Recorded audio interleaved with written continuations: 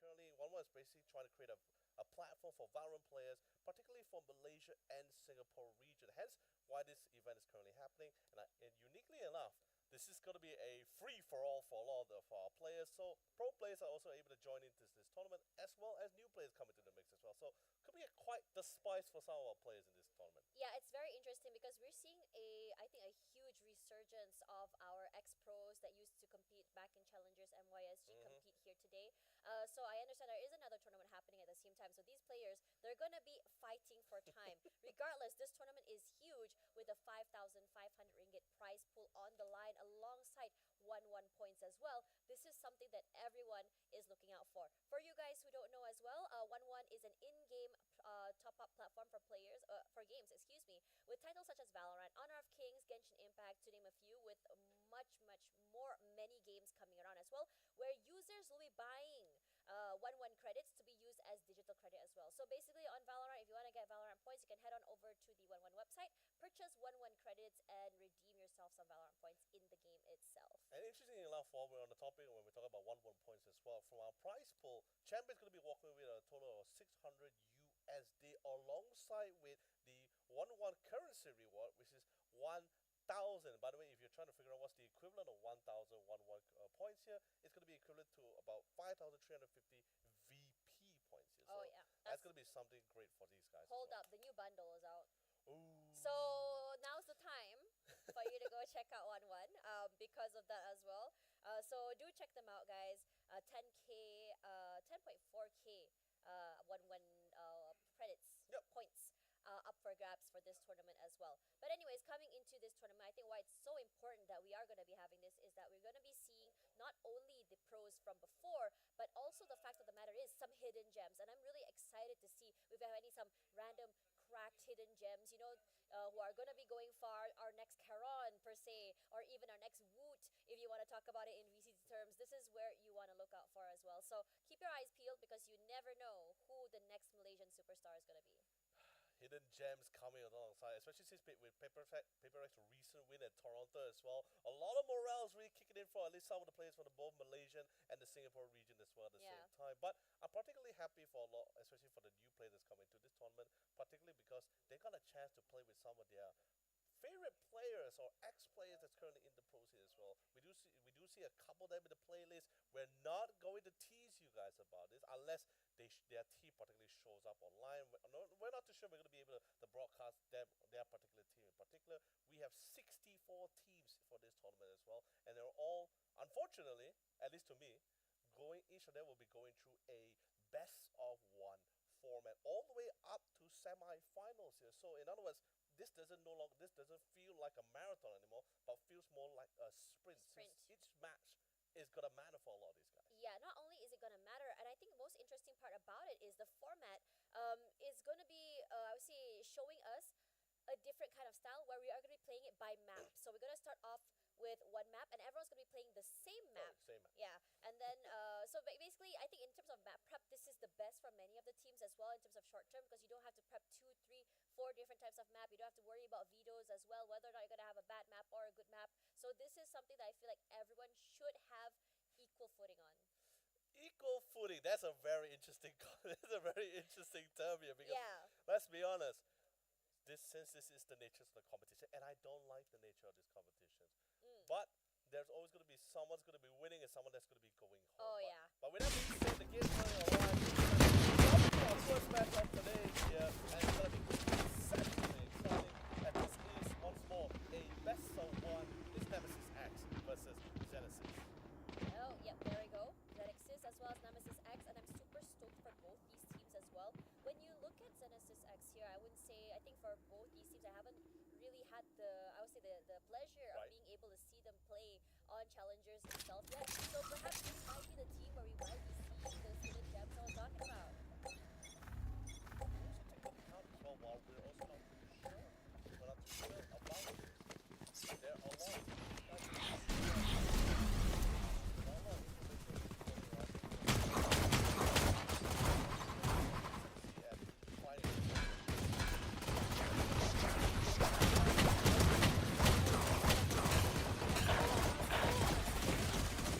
Picked up the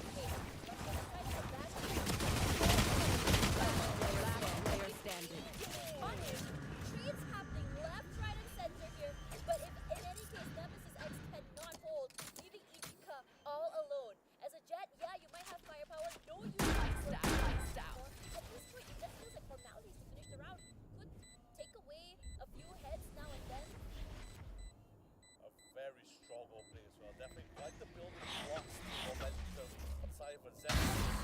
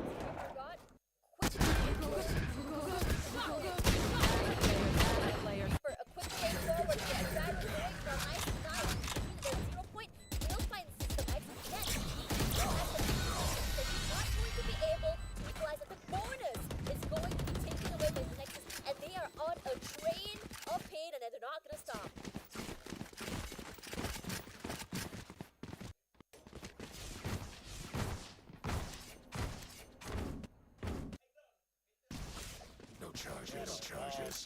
Secure Zenexis still on a hard roll for themselves. This is going to be, especially with that final win, forcing Nemesis back on that eke around here. But it seems they're going to be going for, they're going to be trying to go for that force buy. Going to be quite the gamble as they pick up a couple of weapons. The play with this here, it seems to be catch them off guard here. But Zenexis naturally, just like from third round to fourth, they can't see this nice and slow. This is great because it's a very aggressive defensive round. But the Nexus X has done a great job of beating that out. They waited for them down mid, finding them in every single corner. They tried to waterfall through as while waiting for the right time to throw in that flash. It's gonna force back system. I think system should have happen. Back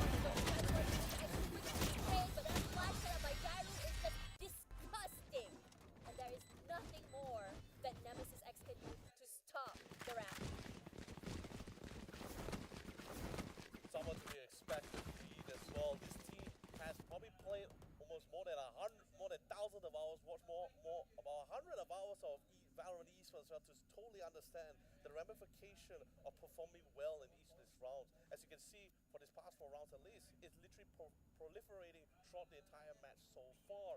Really taking a nice set back, not making those wins into their heads either way. Need a drop. Able to react coming in by Nemesis X. So well done from Zenexis. This time, they've been playing a lot towards that B side as they go to the top of the match time. The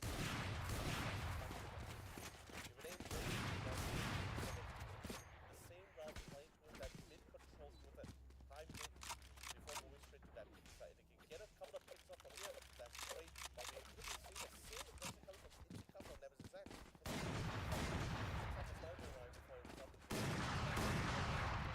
Get a really nice early picking. The slow free just does slow things down for Zenexis.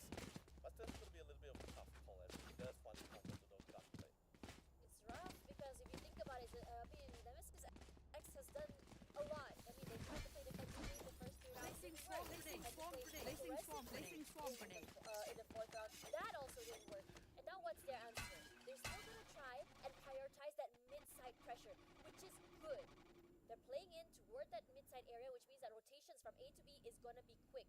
But the rest of Zenexis as this time have decided to play all in onto B main. There are some utilities set up by U9, but honestly, this shouldn't keep them too much at bay. And the good deal doesn't catch out U9 as this is good, which means that he can just quickly set up those mains, push them away, then wait for the teams to just flood out to sight. And I think that Zenexis has managed to get a whiff of this.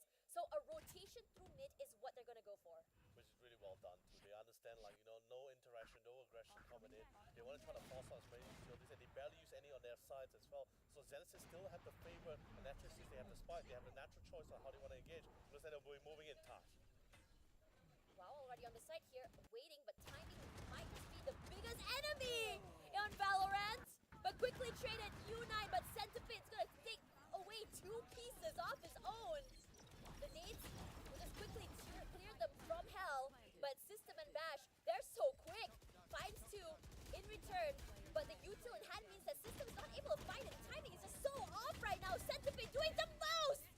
But in that last 1v1, Bashy managing to steal it away. And brick by brick, they're gonna try and mount that comeback.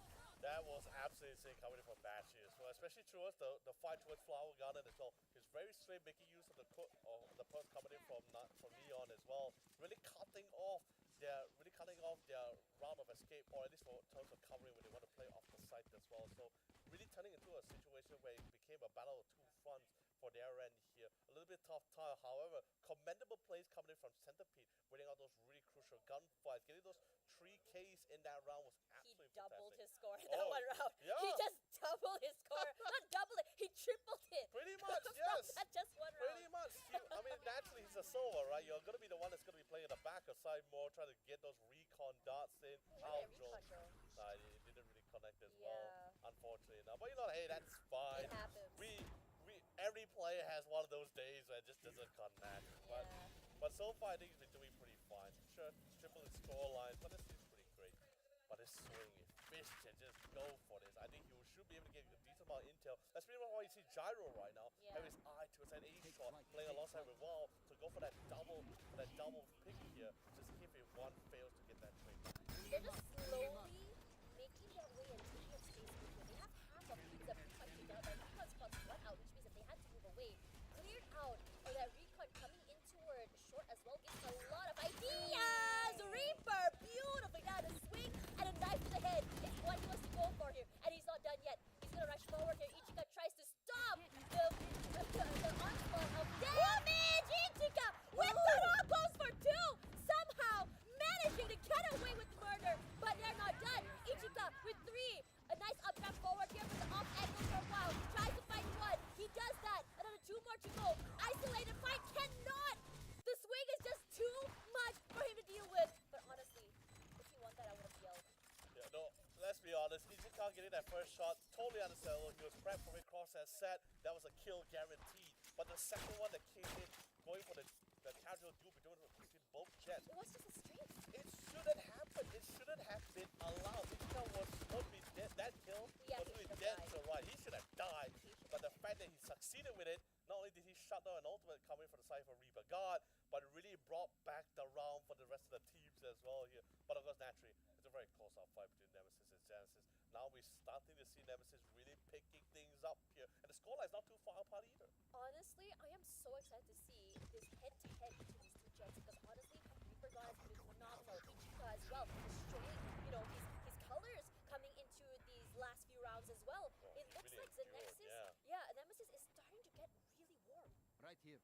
Right here. Yeah, definitely feeling nice, warm, and fuzzy inside as they slowly make their way through. Especially we're about to see the close up. No, hands on a yield too, but he's still not able to win that out. Oh Wow, man, just so unlucky. Check your corners is what they would all say. this is what we like to say. You gotta do that due diligence. You gotta watch out for those corners here. Actually, but let's be honest, the timing was a little bit not in his favor as well for System as he made his way through. That paranoia just barely skate by him behind, so he didn't even really spot the paranoia trajectory coming that time into the Shindo. Someone was holding out that corner. It's a little unfortunate, but you know, that's totally fine. Now it's back to the 4v5. But if they're able to find a solution for this man Nemesis as well, then it's going to be pretty great as Nemesis intends to take the lead for this match. Flash, recon, everything in the cool thing just to give them that big access onto the site itself and a quick flood as well to the rest of the team here from Nemesis X. Now, interesting enough, they do have that lockdown as well to play, so the rest of Nemesis will have to respect this. No, they're not, because Centipede is going to try and challenge, going to try and break it, and Reaper God has already taken up all the space up onto Heaven side, up onto Garden, found its two heads, and now Fish. What are you gonna do here? There's a crossfire, setting him up, and Yotoshi is already there. Reaper watching two different angles means it's gonna just take away three different players from the team. And now Nemesis, what are you gonna do here? You're gonna save because your credits are gone. You don't have, you know, any util as well as well, you do have util, but you don't have a lot of HP to work with as well. So exit frags might not particularly be an option, but I think that for Zenexis, it's all about that hunt. It's really well done coverage from Zenexis, especially try to bring this back from a one player deficit as well in a 5v4 scenario. But what's more interesting is the fact that Reaper God really stepped on that one. Nemesis really played their well. They really played by the fundamentals very well. They're not too confident in holding the site. They rather let the site be taken without any loss of life, and then they come to go for the retake here. Everything was going by the plan, even with the lockdown being placed down and the follow-up with the hunters. With the ultimate coming in from Sova, totally readable, totally understandable, but what they didn't really fail to take into account is still playing that close angles after coming on top of him. Get the Nemesis control, the swing, and then we'll actually lead them to a fresh new round, while having both side, and then Flooding in! taking up the side. Good trades as well coming in from WoW for System. So 1-for-1, it's just so fast, so quick as well. You can see how the execution is just so good. The way they're moving is just so quickly. As soon as you see the util come out as well, the answer is just so simple. But the fast thing will be activated means that Bashi is going to rush onto the side itself, passes by WoW. That Stinger will do a lot of work. Yotoshi trades. Fish will try and find one of his own. But the side is not completely free itself. But Yotoshi, he is the last man standing, holding down the line. You cannot pass. And the stream gives him 4. Yotoshi, this is how you anchor, and this is how you play post plans.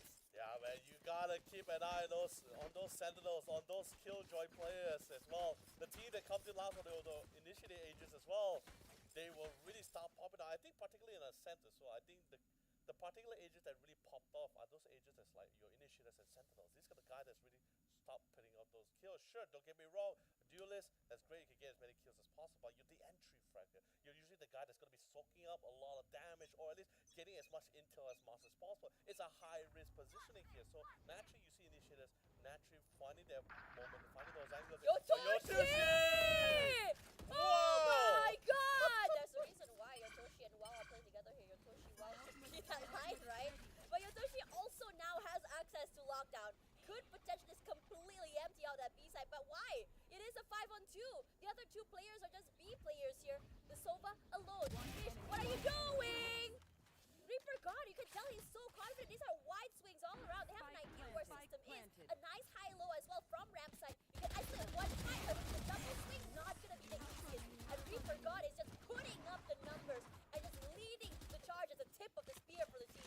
such a fast ultimate game coming from Yotoshi as well. This is great attack side. Yeah, previous round, he got the quad kill, following up with 2 additional double kill and an ultimate. 13 and 4, 13 and 4. Yeah, I'm not too surprised. That's No, but take into account, this is an ultimate that takes 8 charges, 8 kills or 8 ultimates. He's held it twice already, just in that first half. That's insane. That's why I'm saying that is absolutely insane. That's so fast. Like this is normally this is commonly seen among duelists with low ultimate orb counts, like 6 or 7.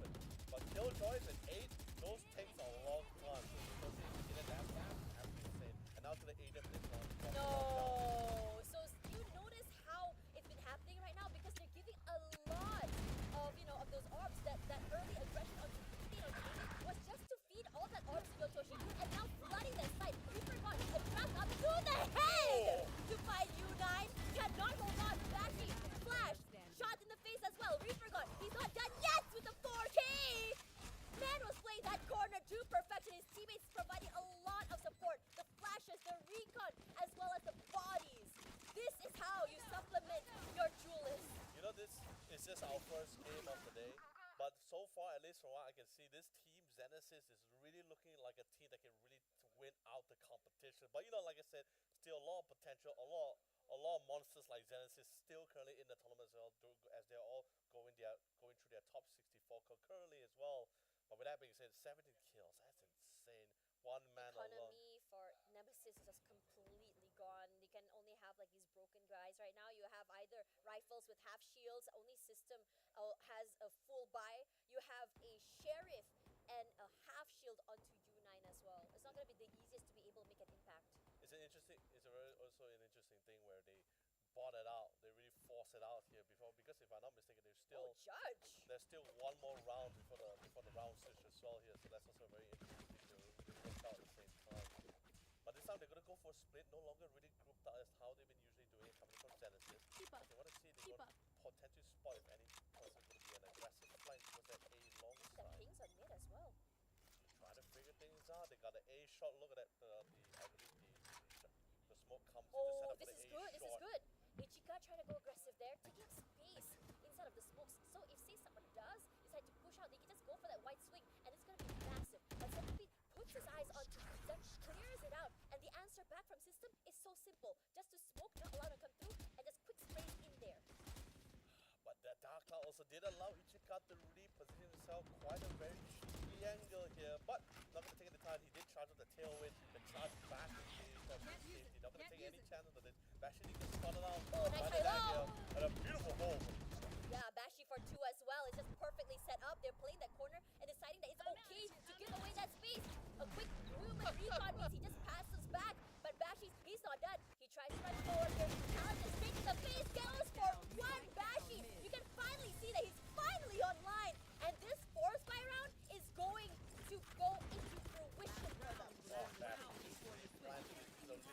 In that round alone, he's the man that couldn't be moving. Planted down in the ground, playing with those really close angles. He's very comfortable about it. So a single displacement of pixels, and he's gonna make that Vandal sing, and he really did with that 2K. That really slowed things down for Zenexis. And with noticing 2 of their enemy teams falling down, you start seeing Nemesis X started feeling the momentum. They felt the morale. They started trying to circumvent them as they tried to go for the surround, and eventually really closed it in for the final kill. Look at how they are A. They're just trying to rush up forward already, taking that space on main. They don't use that Timmy the turret to really see if anyone's on the side itself. But he decides to play onto straight face, but his dash back will be his demise. As Centipede rushes in, steals the nade too. A 3-on-5 is not going to be an easiest to run away. And you want to try and deny them that 9-3 half. Quickly, 9 already put out by the drone. Instead of doing anything, he tries to wall back the bottom side of the area, but finds nothing. So, the Hunter's Fury runs through. Also, no tags as well. Okay, no, 5 fish tags finally. As WoW will go down, Diamond answers. And U9 now in a 1v4. Here's Reaper got rushing up forward here, but not the shorty! Oh, that is devastating. The 9-3, do you believe in curses? I know, we talked about this. I even talked to FaZe about this. I talked to every caster who always brings this up to me. He's like, hey, Lennon, have you ever heard of 9 hard Okay. curve, okay? Hello? Only you Okay, would listen, highlight listen, this a lot, listen, okay? listen. Okay, I I'm listening, have I'm listening, I'm Googled, listening. You does Google. the 9-3 curse exist? I love how Google And- actually has the answers And for this. Google actually ran a statistic. And statistic-wise, 9-3 curses do not exist. Interesting, Because 80% of the time, it doesn't happen. They just lose the game. You sure it's not like they pick it up from some kind of fandom or something? I don't know. I'm just It's a search engine, I'm right? just You know, saying what Google it's not says, AI. okay? but, but you know, with that being said, now the round switch. Now it's time to get No. Oh my god, Ichika! That is huge! That is fast! Mr. Fast and Furious rushing down mid, running it down, gets 3, and System as well. A great opening onto B main. The rest of the team down and out. Yotoshi all alone with only a sheriff in hand. I don't think that Zenexis was expecting Nemesis to play as aggressively, as quickly. They were not ready to receive them. The problem about it as well is that anybody and Ichika, fortunately, another player not going to be securing the ace for himself, but he did so much damage, such a massive impact for the wrong class. This is the team which they're currently having their back against the wall. Couldn't ask for a more better opening and start for themselves here. So it's going to be naturally giving them all the specters that they need. Very early rifle, but you know, hey, this is Ichika. Got 4 kills. That's a lot of money in the bank. This is gonna go straight for the main rifles here. Interesting went for the Phantom here, so this makes me feel like he's gonna be a lot more frontal, but he's gonna bring this fight to a lot more close quarter combat here with the Phantom in hand. Could be a gun preference as well, but I think normally most of the time we usually probably see Phantoms a lot more being the usage. Not anymore though. Not since Masters, not for the last year. A lot of Phantoms not here because it's phased through a smoke screen. There's no Boomer Tracers. And that's exactly what's been happening regardless. The rest of the team that's flooding on the side through mid.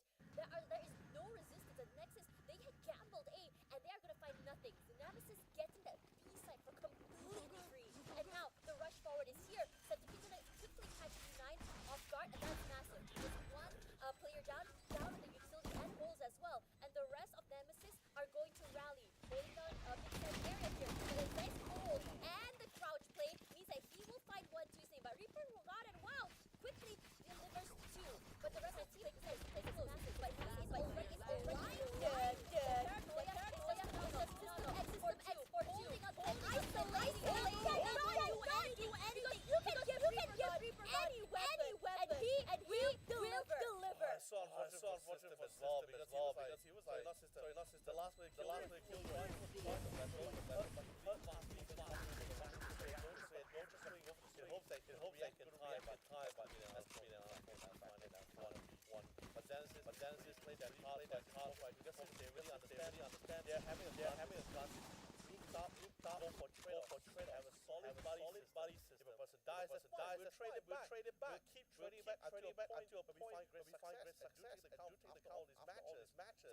Zenexis very confident with that. They understand where Nemesis stands on the chopping board as well. They don't mind taking this nice. They don't mind giving them the size, all the mana. But this time, now they have it done. Now they put Nemesis back against the wall. They try to find a way, really isolate this fight. Centipede. He watches out and finds the peek out. Catwalk. Quick to find one. Damage as well. But Reaper got as well. Decides the more aggressive. Tries to challenge that door. Double swing forward. He's gonna try and ice. Angle. But what a as well as he has full control mid-side here. And the numbers for players of Nemesis are but still bad. Let's see how they handle. But the rest of them decided a bit more aggressive instead of going onto A side. They're gonna try and isolate this fight. Take this fight 1 by 1. Centipede is interesting. He's already tucked himself all the way down to Sub Rosa, and I think that Nemesis probably know this. Gonna try and move in together. They are trying to see whether or not they find his head, and he does. Valorant at the wheel there. Should have been a kill. But for Ichika, that's fine. Moves back here. 30 seconds to go. You gotta pick a side, buddy. But then again, that's a lot of intel as well. Initially, before you actually try to go for the headshots as well, they just had a rough idea potentially where it's going to be the rotation route. Now they know they're going to be coming down mid. That's why you see the positioning coming in for a crossfire. Massive! What a flash! Oh. But Ichika was ready. Centipede finds 1. 10 seconds to go here. You got to bale on side,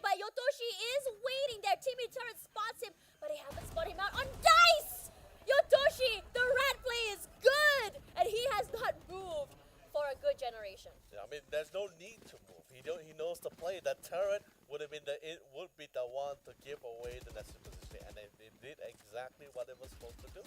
So really well done, a really fantastic catch coming from Centipede as well. The prediction came in for the potential rotation path, spotted it, give a very clear idea, okay, they don't have enough time to go towards that B side. It's naturally going to be an A. That's why you see that crossfire coming in from Gyro. I think it would have been a little bit of a different story if Gyro wasn't that low as well. I think he was like, what, 30 HP, 40 HP to deal with. Pretty much in the same category with the Soba.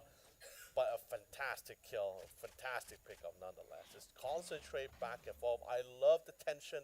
It's currently very high for these guys. No! The best of one. Oh my But what an opening. god! System read that perfectly, knowing that Reaper is going to push out, waits for him with open arms. And now, here comes that default. It's all about isolating his fights. I don't know if he knows that U9 is currently tucked in the corner of mid-side area.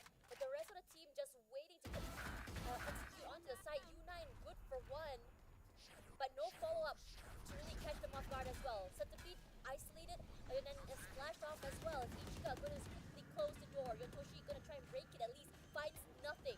And in most situations as well, U9 is gonna quickly find his toes, so it brings him down as well. A lot of space, a lot of pressure sent up onto Heaven's side, which means that Bash quickly receives wow. Not even Yotoshi's swing could save him. Really played that out. Textbook fundamentals. Took it one step at a time to really secure the round. Really well done. 5-11. Zenexis is just 2 points away. 1 point a match point. One more additional to secure this best of one. But naturally as well, time is somewhat of the essence here for Nemesis X. They can't really hold it out for too long. They really need to try to secure more big kills here. Particularly like getting rid of some of their key players like Reaper God, who's been absolutely popping off so far. 22 kills here. Fantastic recovery from system as well to see coming out here to shut down Reaper God from B long. But this time, still holding out, still trying to see if anyone want to be aggressive about it. And Reaper God this time going to be taking a step back here, saying, you know what, that's fine.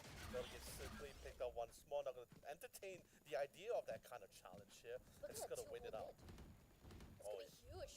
They could try and either go for a crossfire as the smoke dissipates, or they could just go for a nice swing out to catch them off guard. Regardless, no one is stepping out of bounds. We're starting to see a lot more caution put in by the Zenexis. They're understanding that Nemesis X also has a protocol in mind, especially on this attack side. And U9 gonna walk up catwalk. He's just walking up that mid area as though he owns it at this point. But finally, they've come to the decision that A main hit. But that recon gonna spot one out, which is gonna ring a lot of alarm bells here as Yotoshi gonna find the right timing to just swing out. Here's the drone. It's already gone. So that means that if he hears footsteps, he's gonna go for that swing. Finds nothing yet, so he's gonna chill for time being because the rest of the team are going to go for that rotate. And U9 catches wow in the midst of doing so. And this is perfect, which means that there's an idea that B might be the weaker side. Reaper comes in before the door closes, manages to dash away before the other team members manage to get onto that side. But now, the rest of the team of Zenexis left at bay, not able to push through market CT side as well. They do have that drone. They're going to try and find at least some semblance of information. Are they holding close, a bit more back? How much space can they take? They know that U9 is playing close by market, which means a lot more pressure and keeping them at bay as well. Managing to dodge the 0 point, but the sprays coming from Reaper God is just phenomenal. It's good. Gives a lot more space for his teammates to rush up forward as the smoke dissipates, but they're trying to go for a surprise swing, and as soon as they swung, Ichika and Bashi quickly pops 2 heads. And Bashi, you could tell he's hot right now. He tries to go for the challenge. He's gonna go for that peek forward, finds Jairu. It's huge. What are you gonna do here, Centipede? You're all alone, 13 HP with nothing else to play with against 4 bodies. Not gonna be the easiest at all. Attackers won, great, but he manages to save. Nemesis X really thought out that round for themselves. Fantastic, by the way, really fantastic at how they really played with the time. Fully utilizing the time that was available for them as well. Bait out the A side, slowly make their presence towards mid. And if I'm not sure whether you know this, every time they utilize 1 or 2 utilities on the side here from Nemesis X, Zenexis member will slowly just have no choice but to slowly rotate down because it's not really someone been given subtle hints on the idea that it could be an A hit, but by the time they realized it wasn't an A, it's all too late. Reaper God had to hold the line against that 1v5 towards that B side, although he was able to tail with the safety, but sadly just couldn't find the pickoff, that opening for himself to alleviate for the rest of the team. And then other than that, it's just pretty much the waiting game for the side as Nemesis X planted the spike, They already got the spike in hand. The time was on the essence for Zenexis as they were forced into a corner. But this time they make their way towards B main. No longer playing any parlor tricks. Gonna go straight for the main door. Isolated as well from the side, can't see anything through those smokes. But now here comes SQ, he's heard everything, the dash, the relay bolt sent in as well. And this time around, the idea for Zenexis is to try play for retakes. But retakes wise is not going to be the easiest. Nemesis has done a phenomenal job of util usage, of holds as well. Zenexis is just taking too long to answer back in these situations. Recon's into main, which means that they know there's one player holding on the line here, which means they have to keep a bit more at bay. But U9 catches 2-3 even, walks up lane, and no one crosses. Bashi and Fish as well. But I have to say, a lot of noise made from main, made from stairs means that it gives so much space for U9 to swing out and get that 3. It's such a, at that point when you get, especially since with Nemesis X planning out the spike, it's just simply elementary. They know Zenexis wants to go for the retakes, and there's not many routes for them or angles for them to play either as well. And do take into account they didn't utilize a lot of the utility, just very minimum amount to secure that B. Since it was since Zenexis was willing to give it to Nemesis X, so those utilities were just mainly enabling them to engage even more aggressively for that hole. Actually, didn't really feel like a defense anymore. I felt like they just really went straight up for the hunt, to the punish, and try to get all these kills as much as possible. Although not necessary, but every kill, every point counts for them later on for the banking.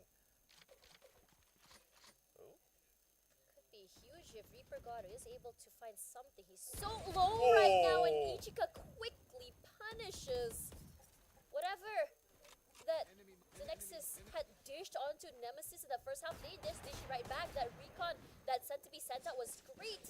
Gives away the position of Nemesis, but no active rotations coming back from Zenexis at all. So for them, you're just gonna try and rely on that one Killjoy on site to be able to hold on. They haven't spotted him out yet. Nope, they finally do. Ichika quick to take him out as well, which means that there's no util, no hold as well. As Bashi tries to challenge Gairu and WoW go for 2. But U9 and System, I have to say, this second half is where they really came online right now. Huge numbers put on board. Do take into account they also swap up their positioning as well. This time they had Yotoshi swap back to the B side instead of that A. Did really slow things down slightly. Definitely give a little bit more of a running start for the members of Zenexis here, for them to really try to go for the retakes here. Definitely a lot more faster. Before they even got the spike planted down, the round was pretty much ended there as the fight was pretty much heated on both sides. It's so scrappy, honestly, if you think about it, these fights. It just feels like whenever the execution happens here from Zenexis, they don't seem to have an answer. And this time around, the answer for Reaper God is to play aggressive with that Sheriff. Not gonna find any dividends because the rest of Nemesis are saying, okay, they're just gonna push out B main, excuse me. Fine, we're just gonna pivot away, try to play mid, catch anyone in the mid of rotation, dwindle down the numbers one by one, and that plan has been working very well for them for many rounds. They've managed to bring down one of the members of Nexus so low right now, which is Gairu. He cannot answer back without, risking his life. His teammates rely on him for at least his pop flashes as well as util. And U9K walks up like he owns that area here. Timing with the knife out. Oh, that is just unfortunate. And he was already so low to begin with. But Centipede here, the crouch walk as well is just disgusting. And no trades, no answers. It feels like the Nexus are just so disconnected from one another. No trades as well. No util usage. And Nemesis, they are looking at the right places at the right time. But Reaper God at least dwindles down to numbers, but it's still a 1v4 with 3 ultimates on the line, and I think they're just gonna go hunting. Might as well, right? And Reaper God as well has really nothing to lose as well. He only bought practically a Sheriff for himself to see if he can get a couple of kills. He can drop some players, force him to go for the revive. That's great, but unfortunately that's gonna be all that's said as he didn't manage to be spotted out, allowing System to just reset those cross stats for themselves here. But now 9-3. Still don't think it's a curse, but It looks like it. Sorry, but brick by brick, I guess. Yeah, brick by brick, sure. But but seriously, on a more important note, right? Really well thought out. I can definitely feel, especially for the gameplay itself, you start feeling the pressure coming from Reaper's God's shoulders for the need to to make a play here, to find that opening, to bring some light back to this team here, because losing. They're too disconnected. Yes, yeah, it's 6 rounds in a row. I would feel disconnected here with all these wins as they slowly claw their way back up to that 11 point for themselves here. But half smoke's been set. No one is willing to be aggressively pushed out for this. I do wish a little bit of more of an aggressive pick, a fantastic one as well, because at least now they know for the fact, spotted the spike. Yeah, this is huge. Honestly, Reaper God is doing phenomenal work right now, and U9 answers back. I'm surprised that there's no follow back answer by Reaper God there. They had a nice hold onto tree side area. They could have traded out U9 and that didn't happen. And now the rest of the team are just left in shambles. U9K cares for nothing. A flash or no flash. They rally. They push as a 3-man onto that mid-side area. Yotoshi once again left to fend for himself. Good to find one, catching Bashi as he breaks his nano swarm. But Ichika, he's there with an op in hand, answers back. Wow, is the second layer of protection all the way in Boathouse as well. Challenges the op, wins it out. A quick TP forward, and now a 1v1. This is one of the closest rounds we've seen so far. Isolated at one area, flushed him from the side, a fake TP forward, leaves a lot of hesitation. So U9 says, that's fine, I'm just gonna buy time and just make a beeline onto A side. And this is where things start to get sketchy. You have no clue what's gonna come from, but wow, was ready for it! Read him like a book! You know what, just shut it and throw it out at this point, because what the heck was that? What the heck was a 300 IQ play? Oh my god! WoW was not phased at all. The man felt something wrong in his gut. He felt like, alright, what if this guy decided, what would I do with this fight, this 1v1, especially since he's no longer in the bomb site? What would I do? Instantly figure out what he would have done, had the gun ready instead of the knife out here, and was able to greet him with kind. Although, UNIK did have the drop on him first though, at least from our POV perspective here. So that's going to be an unfortunate one, but that's going to allow Zenexis to get that match point from themselves. It's 9-12, but the round's still pretty close. Nemesis secures the next 2 rounds. By the way, they've been on a roll so far, so despite losing the last round, they still have the economy to go for the full buys here for themselves. Can Reaper God win on this 1v1 pick? He should have won that. He should have won that, honestly. That was a dry peak as well. Reaper God, his dash is slowly going away, and they know there's an op, so they're not going to double peek this as well. So the rest are just going to keep at bay, which means that A side is a no-go zone. They could try and maybe rally down mid or even go on to B side once again, because honestly, B side has been so easy for them, knowing there's only one player there. Seems like the off angles is in their favorability as well. That's pretty much why you start seeing someone up playing so close to those tight entrances at Flower Garden. No way, is Fish actually gonna... Oh no, he peeks it with a knife as well, with WoW forward. No chases yet. Quite surprised. Yeah. Fell asleep at the wheel, and I understand it's a 9 AM game, though not really the most friendly gamer hours, but U9 eyes open. Catches him onto that market side area. Already pushed back all the way onto CT side. Honestly, who's attacking, who's defense at this point? And now Bashi on a speed roll. The corners and the mid-side area holes from U9 are just phenomenal. This is beautiful work. And now you're not able to hold with an op even. U9! You're walking down mid-side area all the way to CT like you own this entire map. Oh man, this guy, although it's not the bomb side itself, but he's been an absolute anchor at very key rotational, mid-rotational spots as well. Sure, and the worst part about it, Task, with the tensions being so high, with the pressure on as well, you tend to start forgetting the really small fundamentals, which is checking those corners, checking those angles. But I don't blame them, because these are not your normal angles. These are not your normal positioning that U9K is taking off as well. He just understands what's the rotational routes for this. Yeah, can you blame him? He took 3 down mid all the way CT side as well, with Reaper God rushing forward, but Ichika 2 updrafts down mid, finds 3 heads with Fish X as well, and now is all the way that side as well with Yotoshi. Tries for a wide swing, cannot hold on from U9K. Now everyone on that side, Fish X is gonna try his hand at catching those mid rotators, but for Zenexis, it's all about that save right now. Not the save, rather. He only has a classic in hand. He's gonna try and dwindle out the numbers. They know where he is. They're just gonna toy with him. Knives in hand. Can't do much right now. Ichika 3 running away with murder. In this situation, we went from a 3-9 half to an 11-12, potentially an overtime. Zenexis, what are you going to do to close out this game? Pretty tough round to win on an eco round for themselves, but now the rifles are here. The rounds has gone longer than Zenexis expected as well, but of course, naturally, they also have to admit some really great plays and positioning coming from Nemesis X as well. A little bit tricky for sure in some of those rounds, but whatever you gotta do, what you gotta do to secure that win here. Last round, full bars, all in.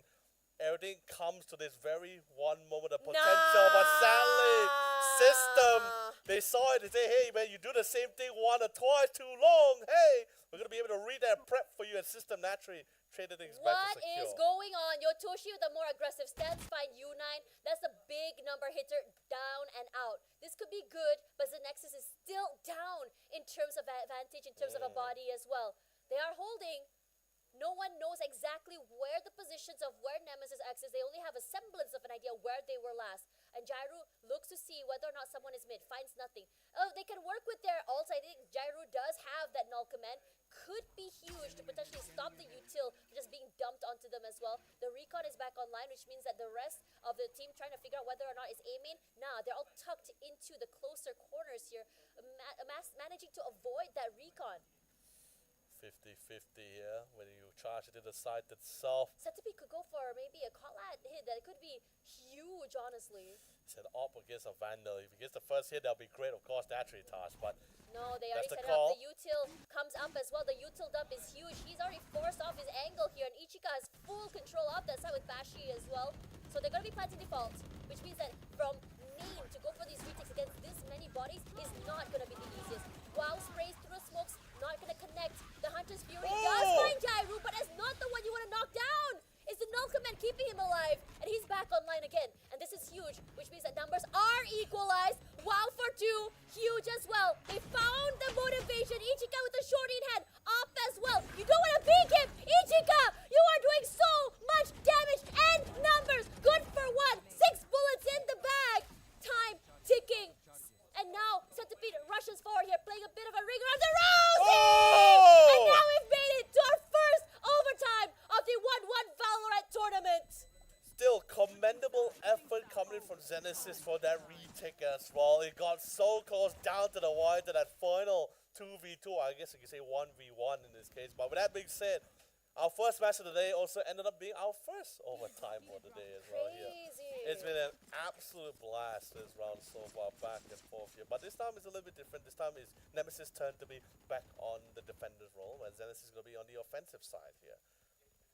I guess finally the coffee is kicking in for some of these guys here. Oh yeah. Not the most friendly gamer hours, but we make do here. True. They really took a while to warm up. Took like half a game, but you know when they hit really hard. Ichika 28 and 15. Yeah, really getting those really. Even he started off the half with only 8 kills, I believe. Even with the score 9-3 right just now, he was still also top fragging on his side as well. Oh, yeah. Getting some really good picks as well. But now, after going through almost 24 rounds with each other between the both sides, you're starting to see that they're able to get a firm understanding. Positioning, angles, what's their preferences, what's their style. Then you start seeing Nemesis start adapting according to it. Same goes for Zenexis, but in this case, with the scoreline that we're facing, Nemesis seems to be more quicker on the updates here when they go in toe-to-toe with Zenexis, which is somewhat commendable when you come into this tournament when you have no intel to work with as well. You're practically jumping into a game where you don't have the luxury of a best of 3 where your first game can be used for intel gathering, then following out, see whether you can close out the game or do a reverse sweep here. But that's not the case for this tournament, since this is a best of 1. They gotta work with what they got here. Honestly, what's really great about this as well is that both teams are just so good on attack side. My curiosity is who can finally win the defense side. Right? Well, oh my god, it's giving Paper X Team Liquid and Unloaders. I'm so stressed right now. Jump peek forward there from Centipede, but Yotoshi quick to find U9 back, and that was all the way from B main area. And this is huge, which means that they have access to that orb, which is so important to them. And now System X gonna get caught off guard by Reaper. That wide swing, you're not expecting someone to be that aggressively forward. And this is what made Reaper God really tick in that first half. And Ichika playing a more defensive stance. Reaper God, you're just walking everywhere throughout the entire side. You own the place! And now he has knives online! Playing those corners, rushing forward here, managing to move away from the util. The relay ball is not gonna hit! But Reaper God, what the hell is that? Catching so many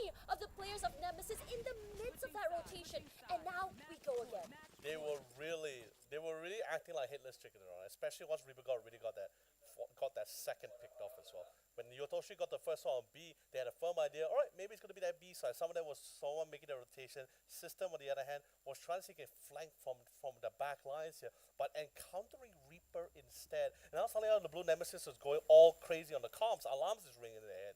Wait, they got a kill on B, they got a kill on A. They're split, but where's the spike? Have anyone got eyes on it? While they try to figure things out from head to toe, Reaper God was just finding opportunities to and get he's still going aggressive. Look at him.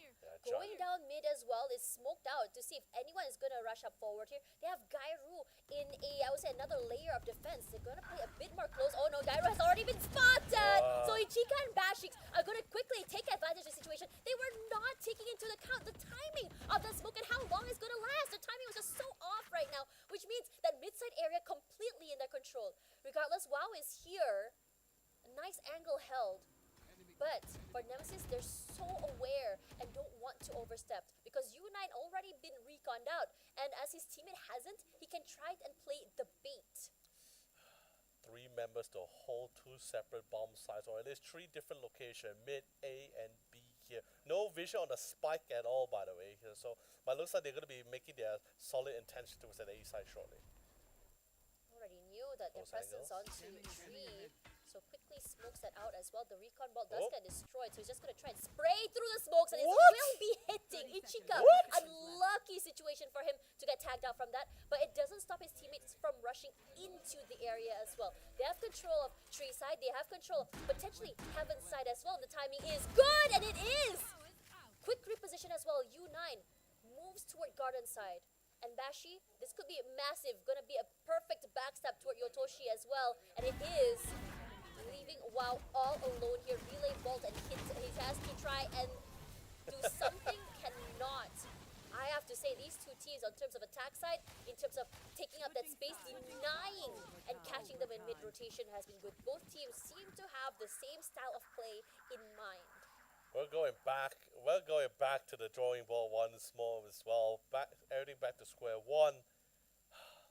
At this point, as we're slowly reaching towards the end as well, every key fight feels so important for these guys as well, trying to go for those pick-off. Although that spray through the smoke, exceptionally, it's a spray that he had to take as well, right? Your recon guard gets spotted out and gets destroyed. Must take a chance, and that chance paid the full dividends for him.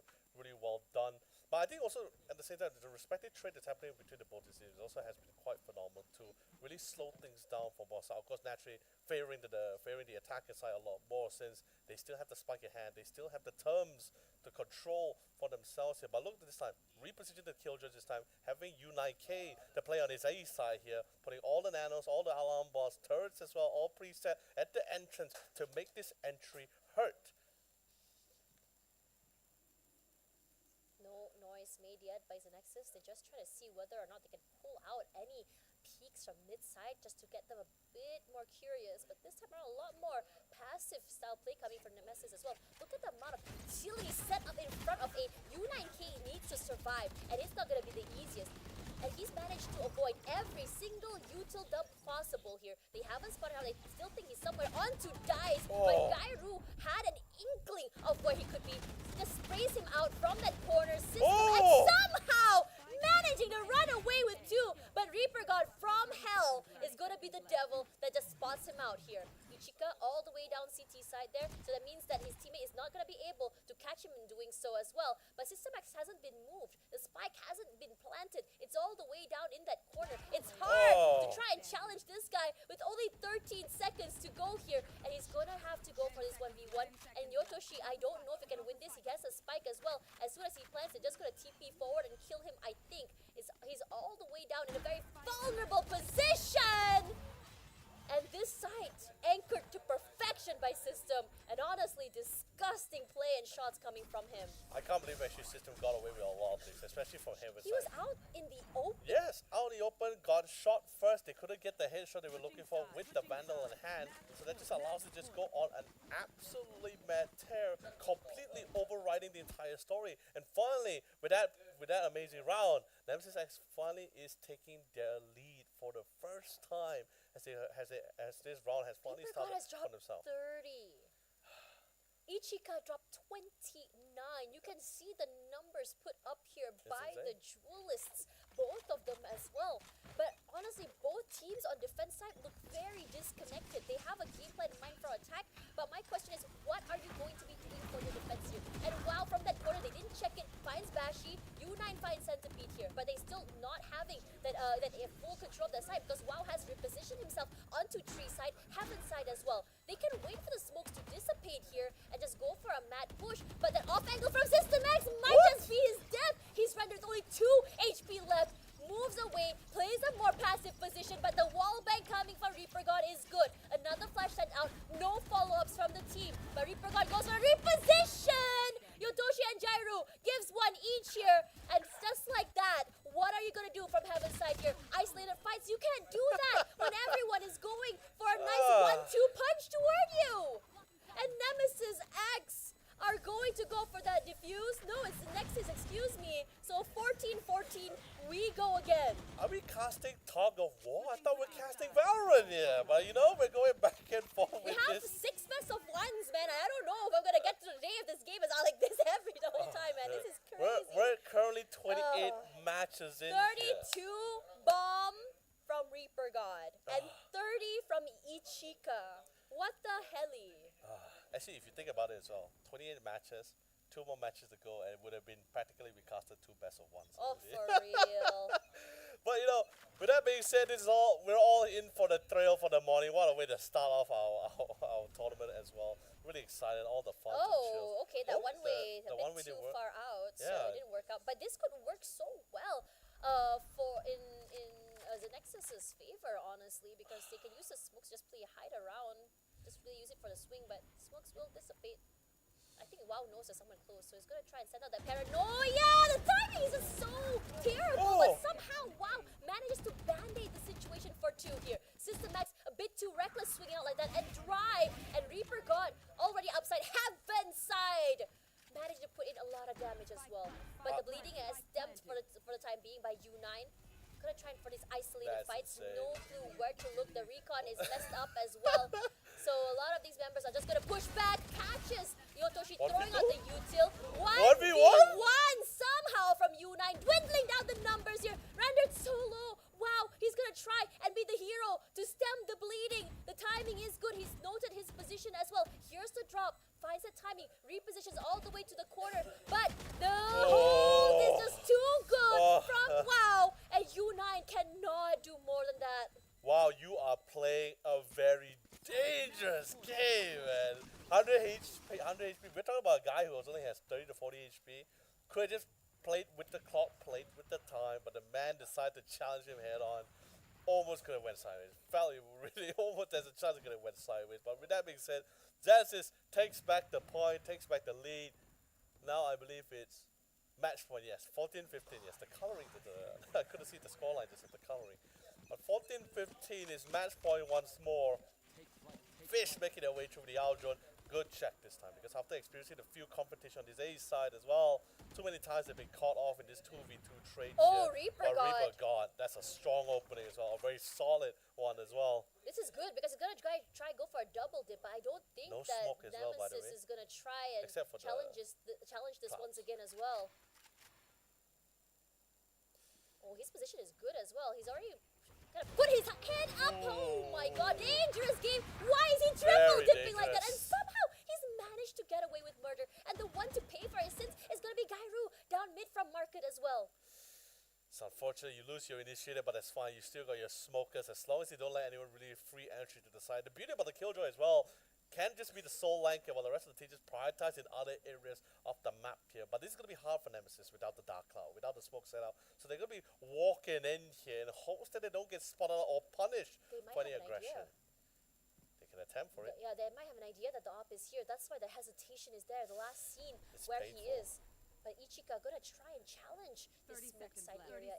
I wouldn't be surprised if they just gonna try and waterfall or just rush in from 2 different angles and corners here. But the timing is off balance. Oh, At the no! lead here. But what? How? Ichika, Bashi fights it. Wow is gonna try just quickly trade him out. Wow for 2 even, playing perfectly from dice before finally being taken down. A 1v1 finally. This is so scrappy. Sorry, 1v2, excuse me. But now Toshi and his teammate is here. The shock darts come through. He's already so low. Bashy going 30 HP. But the defenders will win it in the end. Zenexis, brick by brick, somehow wins out the game.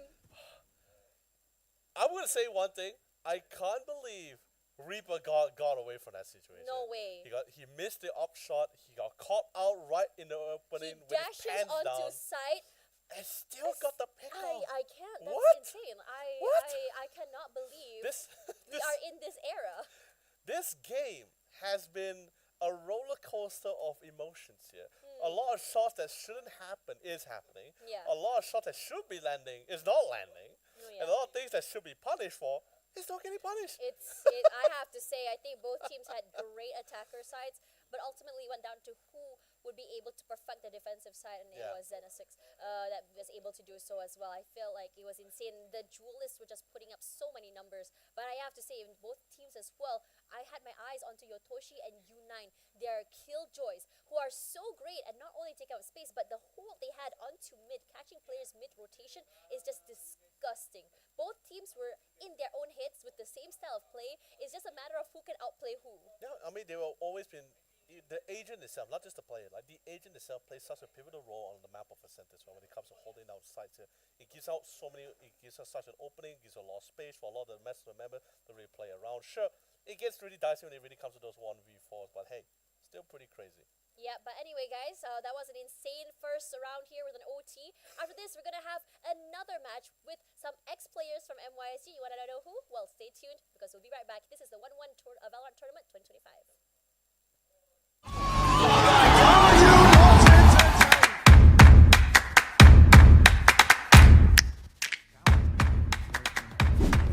As long as King doesn't overflank.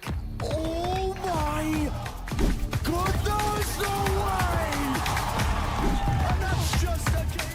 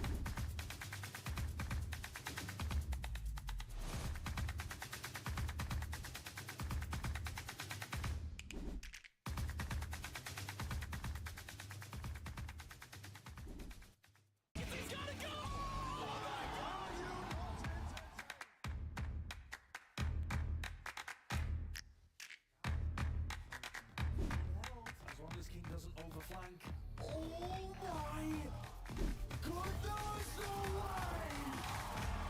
And that's just a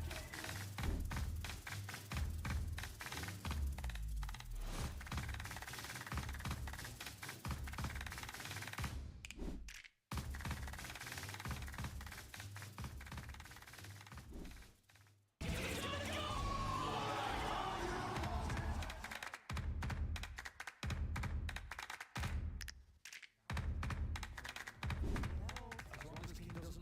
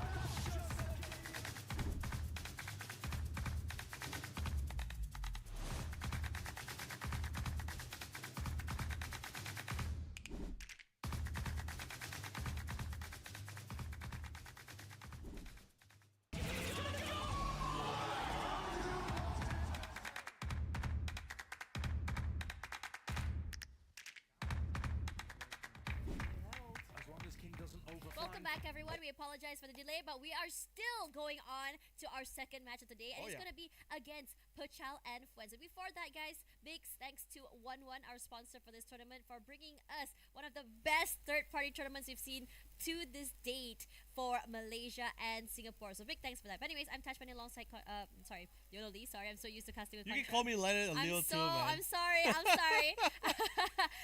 we're your casters for today. Honestly, exciting stuff because Patel and Friends against Nice Try Gaming, and this is going to be interesting because for me personally, I think you and I both know we've watched this team grow, Patel and Friends, and now they have taken a back seat when it comes to competing. They're more doing local tournaments and more focusing on studies. We've seen them play back on the big stages of VCT and YSG as well. But what about Nice Try Gaming? What do you know about them? Well, the thing is this, right? Whether they're coming into the mix as well as a new one or not, right? It's still rather. It doesn't have to necessarily be Nice Try. I think any new team, new blood that comes into the tournament itself, you couldn't ask for more better opportunity. I mean, of course, naturally, thanks to OneOne for giving these guys the experience to be like, what's it like to be in a tournament, but most importantly, the chance to play with such an experienced player in the scene here, who went toe-to-toe with some of the strongest VCT teams that we have seen up to date now.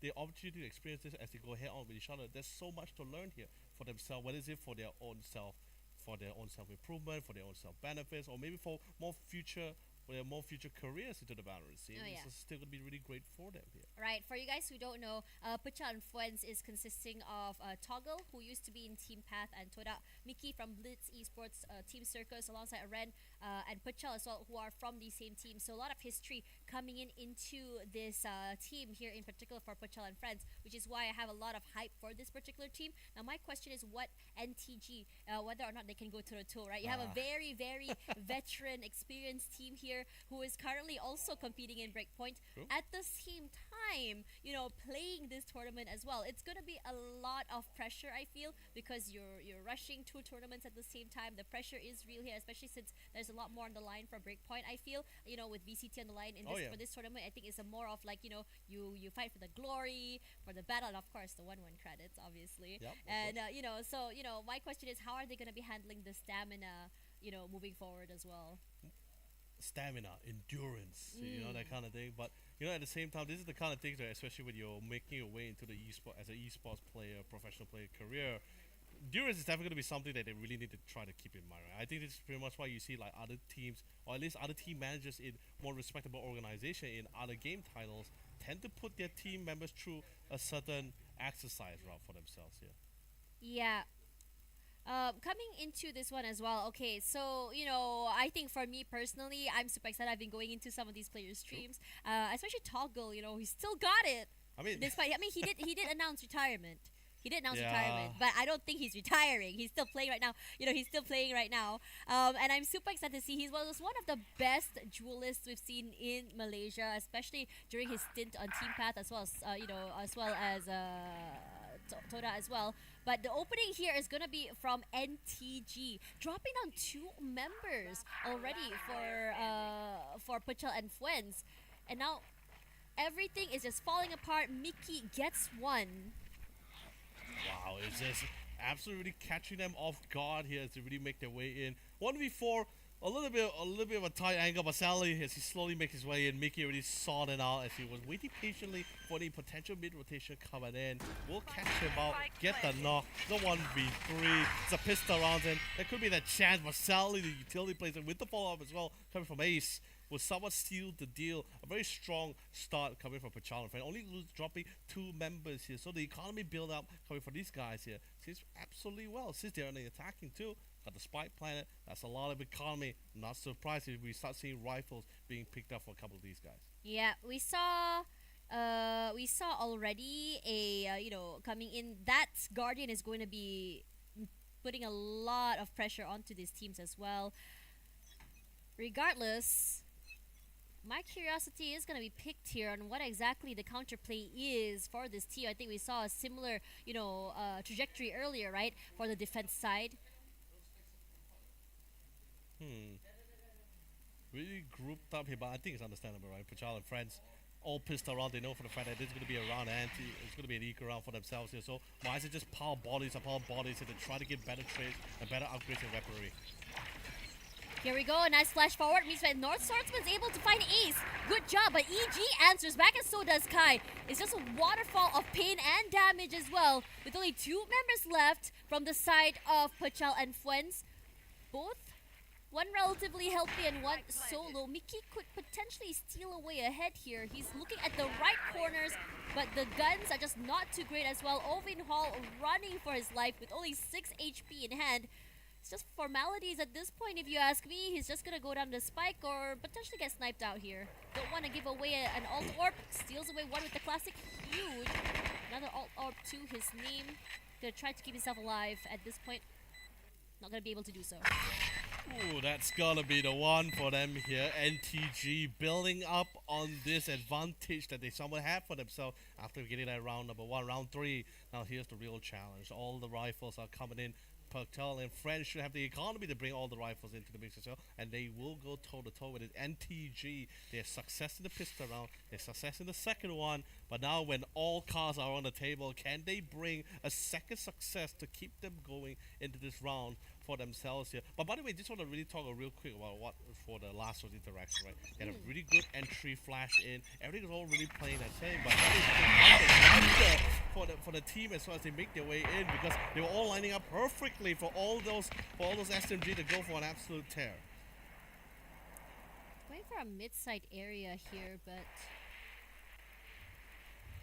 nothing or no one really moving down Cat. Nice one-way setup as well. You have your Jet playing mad close, could be disgusting.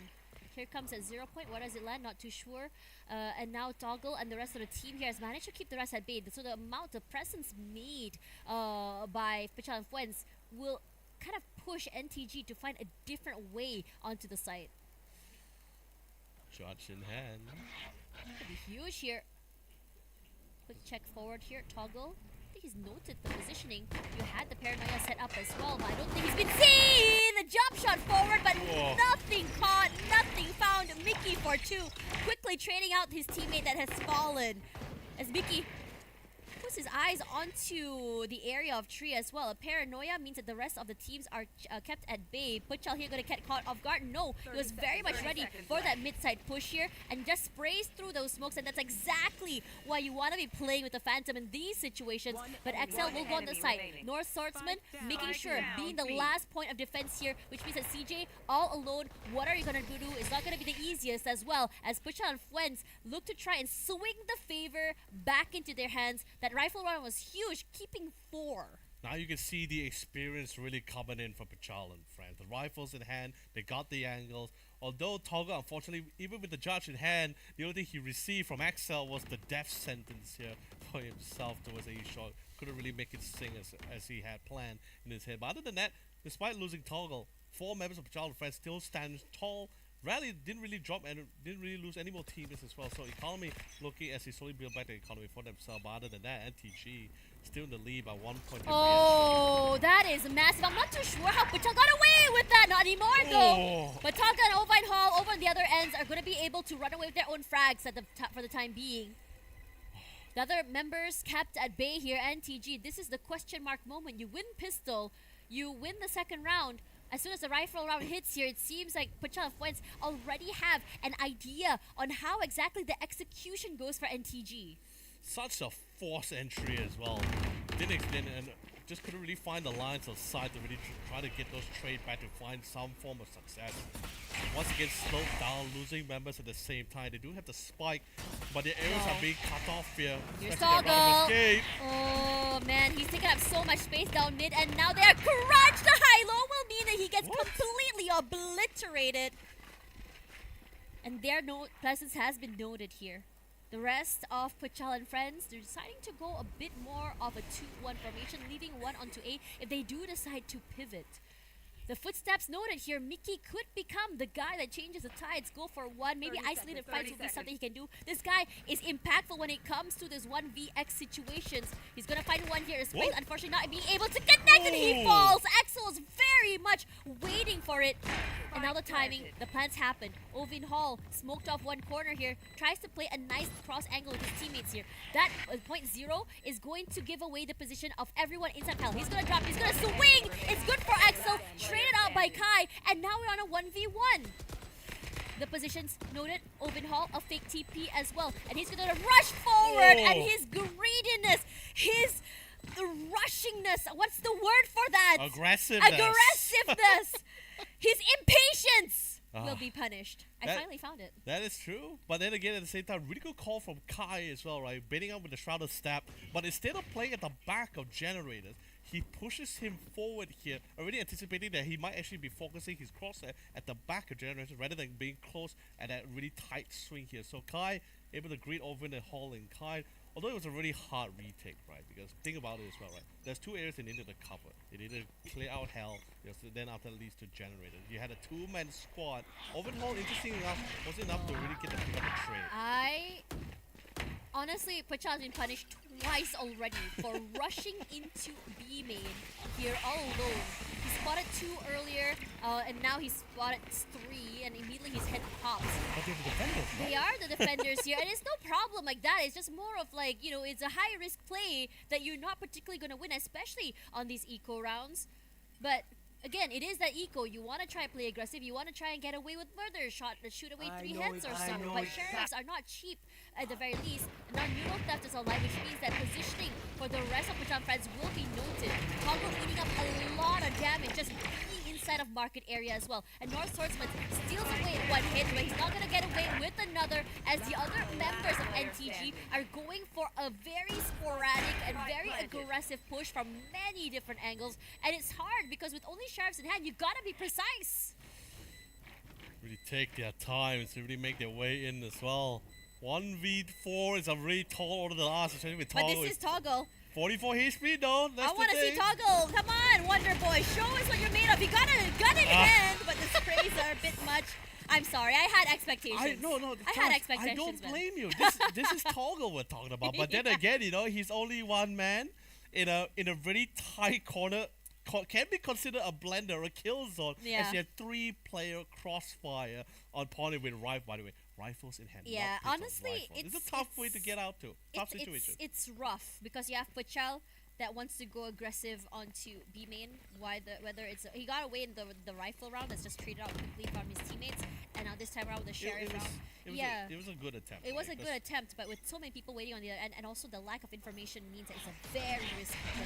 But I think that's pretty much why he went aggressive with it, right? Pistol in hand, nothing much to lose. If there's no one there, that's a good into to the rest of the squad. No one's really pushing towards that B side here. Pretty much like how people usually drive pick towards that A long, right? Yeah. You don't see that half smoke. You don't see any utility, or you just spot anyone from an entrance way. You get this firm idea. All right. Maybe not toward them, maybe not playing that A, they might be still hanging around. Welcome and online. Aggressively, Toggle should find Ace here. And he just used the Ace as a walking human drone, picks him up, finds Toggle and shuts him down. CJ as well, going aggressive onto the side, going nuclear in fact. 1 by 1, the members of Patel and Friends fall until ultimately there's only one member left. It's just North Swordsman. And what can you do here? Economy, submit the reins, and I think with Odin in hand, you just want to go for a save. Oh man. North Swordsman. Spot the main, that's a very massive sword that he have in his hand for sure. But you know, that's unfortunate. It's the 1v4. It's a tall order.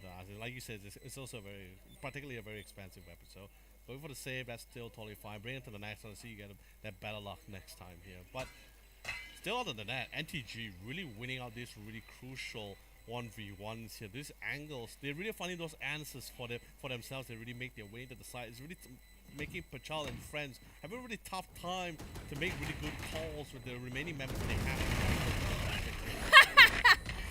Okay. Alright, is he gonna introduce his new friend? No. Okay! Oh, no, that's unlucky. He doesn't have the arm strength to swing that Odin fast enough. Nah. Only Anashi can do that, man. Alright. Man. Okay, back to the drawing board here. Patel and Friends, very slow start. Big impact coming in from North Swordsman. Honestly, he's been doing a great job of just playing with his recon and just kind of like reacting off that info importantly. But right now, for me personally, Patel and Friends doesn't seem to be on that same page quite yet. Well, then again, we did see a scenario where, you know, some teams did prefer to be in the attacking side here on the Sen. Match 1 in particular, that's a very clear example. Yeah. But then again, at the same time, do look into NTG's lineup with their agents, right? Double initiator, or double initial, and in a way with the spy drone as well on the cipher, you have a lot of forms of utility to give you so much great intel for this side here against Patel and Friends.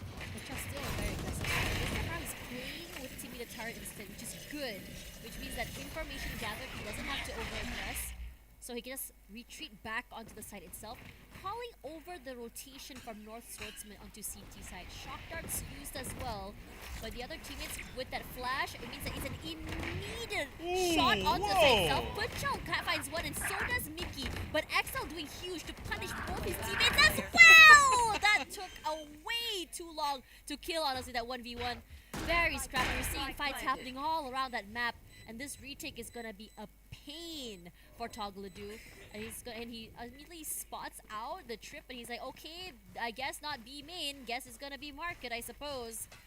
But his position's noted already, so he can't really do much here, especially since his location revealed. He's darted as well. He's just gonna try and do his due diligence, try and get a kill. Nope, no cigar.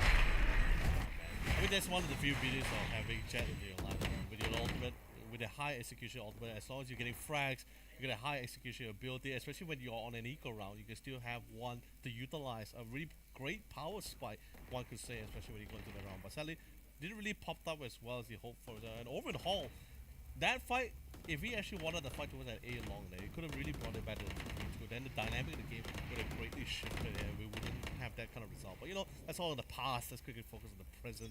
NTG really, despite the name, they have been really having a really good game this past few rounds.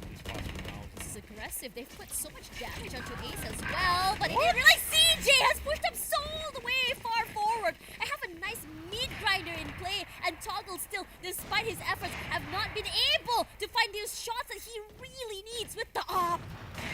It's a very expensive buy, but it's okay. Mickey is there at the very least. They have a nice cross as well. They've been able to trade off each other. This round is looking real good. Regardless, it's still on the back foot for them. A one-man disadvantage here, but Mickey is there at the very least to go for that first contact play. A quick reposition back onto that side. I'm not sure if he knows that CJ has already pushed forward, and CJ noting the position here. The flash is good. Toggle pushed all the way back, up in hand, and it's perfect as he finally finds that perfect opening frag. Axel find Mickey here as a 2v1. They're gonna try and shoot out the back sight, and because Toggle got flushed out, he's not able to hold. Ovenhall all alone finds one, trying to isolate the other. Wall bangs forward as well. This is massive. Gets one with the fragment as well. Ovenhall brings the team back onto the board. Yeah, now he's picking up what he was pretty much was leaving behind for the past two matches. Really makes up for it for winning that round. 6-2 scoreline here. I was relatively interesting, right? Because we saw Pachal pushing out for the pick towards B main. He knows exactly where CJ was positioning on top of the ultimate up. I was trying to figure out like why did North Swordsman did the swing at the same time. Yeah, honestly, I thought that he didn't see him. Either they didn't comment, either Pachel didn't comment, or it was lost in translation there somewhere. Feels like the communication was wrong. But you know, hey, Ovenhall brought it back. 6-2, naturally LTG is still in the lead for this particular show. But that is a good out drone. Scans out the mid, but still suspecting someone's still going to be hanging around there. But at this time, they have this massive mid control here. So all comms and all visual intel going to be cut off for Patel and Friends. But here comes the Hunter's Fury, trying to flush them out. Will not be able to fight, will not be able to get any knocks. They got attack damage. Oh, that's huge great. from Doggle as well. Nice flash onto the side stuff. They didn't check logs, they do, and NTG just finding heads left, right, and center. And Patel and Friends cannot hold on. NTG is doing a great job of just really, kind of like cutting up that mid-side area into so many little bite-sized pieces, either from bottom mid to pizza as well. They take it bit by bit, and now Toggle for a retake with the op is going to be crazy hard. Finds Axel, massive quick scope is huge. The dash is going to go away eventually. His teammate is close, but I don't think they're going to try and fight this. They're just going to go for a save. Yeah, after all, this is a very, very expensive buy, and they've been doing it many times in a row. Clearly, Patel and Friends, their economy is going to be in the dumps right now. It's too much of a challenge, especially with just, even though it's a 2v3, it feels viable. But like you said, Operator is a very expensive buy. Not really great. For retakes. Yeah, not really great for retakes. It's just such a close quarter. If he was playing from marketplace, probably from the main, then probably that's fine. But he's coming from his own spawn area, so it's too tight of a corner. too much of a challenge. But good save, good round coverage from NTG. Oh! Looks like Mickey was going to be able to get an exit kill for himself. Still be forcing to go for the rebuy, but they still won out the round, so still naturally get the win bonus or at least the win cash for themselves. There's a timeout. Good timeout as well. When you see this kind of scoreline, I'm just curious whether or not Mickey is the IGL. that's also a very interesting. That'll be theory, really right? good, right? I mean, I think as an IGL, Mickey has been phenomenal. I think he's had experience coaching as well, Yep, and I don't think we saw that time on that first game. And this is why I wanted to highlight this. It's more of like what Mickey can give and say, as a previous coach, as an IGL, right? What did he find out in the first few rounds? Because it felt like, just not like we said, the communication just wasn't there. They weren't on the same page here. I'm wondering what will come out from this timeout. Well, when I say communication, I'm definitely not talking about Mickey, because I think at that point... Oh, Mickey's very vocal. It was Swordsman and Patel, because they're both on the other They're side. very, I would say, individualistic, right? Yeah. Which is understandable. But it felt like, sometimes you just gotta have that comms. And I think it's okay, because sometimes, you can get a bit nervous a bit early. Again, True. It's not gamer hours right Yeah, now, it's not right? game hours. So you just gotta, take it, like how we say for casters, you just gotta take a breath, right? That timeout is huge. Exactly. It gives them a lot of time to really reflect and see how they really want, really how to tackle this. Goes back to the drawing board. What mistake was done? How can we reflect on it? How can we make things better? I think this is the kind of thing where if we see teams doing this kind of things, this is exactly where greatness comes from as well. But NTG, while we're talking about comms, right? So far NTG, even in their engagement in the side, I think like last match was a little bit more clearer for you to see. Yeah. They were like a well-oiled machine. They are. The double swings are good. The setup of the util is great. It's not even the same angles either. It's like you say you check the corner, I check the side. Yeah, the Everyone nice can cross, simultaneous right? thing. Yeah, they have a nice pizza formation. I'm It's- hungry. I want pizza. I'm also craving pizza. No, who doesn't like pizza? Okay, maybe lactose intolerance. Right? I am lactose intolerant. I'm but also lactose intolerant. When is the last people care about lactose intolerance? Let's be real here. Anyways, here comes those fragments as well, keeping the rest of the team at bay. They were about to execute. That timing for that fragment is phenomenal. Now Mickey's on site. He's flashed out as well. Mickey is gonna try to set up his teammates for success here, and that paranoia as well buys more time. Now it's smoked out as well. Any form of execution is cut off here, because you saw a lot of util being used. But at the same time here, NTG, EG has been able to run away with the B side, taken away 2 somehow, and now Toggle from the top side, he wants to play with the shorty! And he gets away with that. Call it the something shorty if you may, because that was disgusting. The man will not be phased. You can't catch him with his pants down anytime soon. Well done, coming from Toggle there.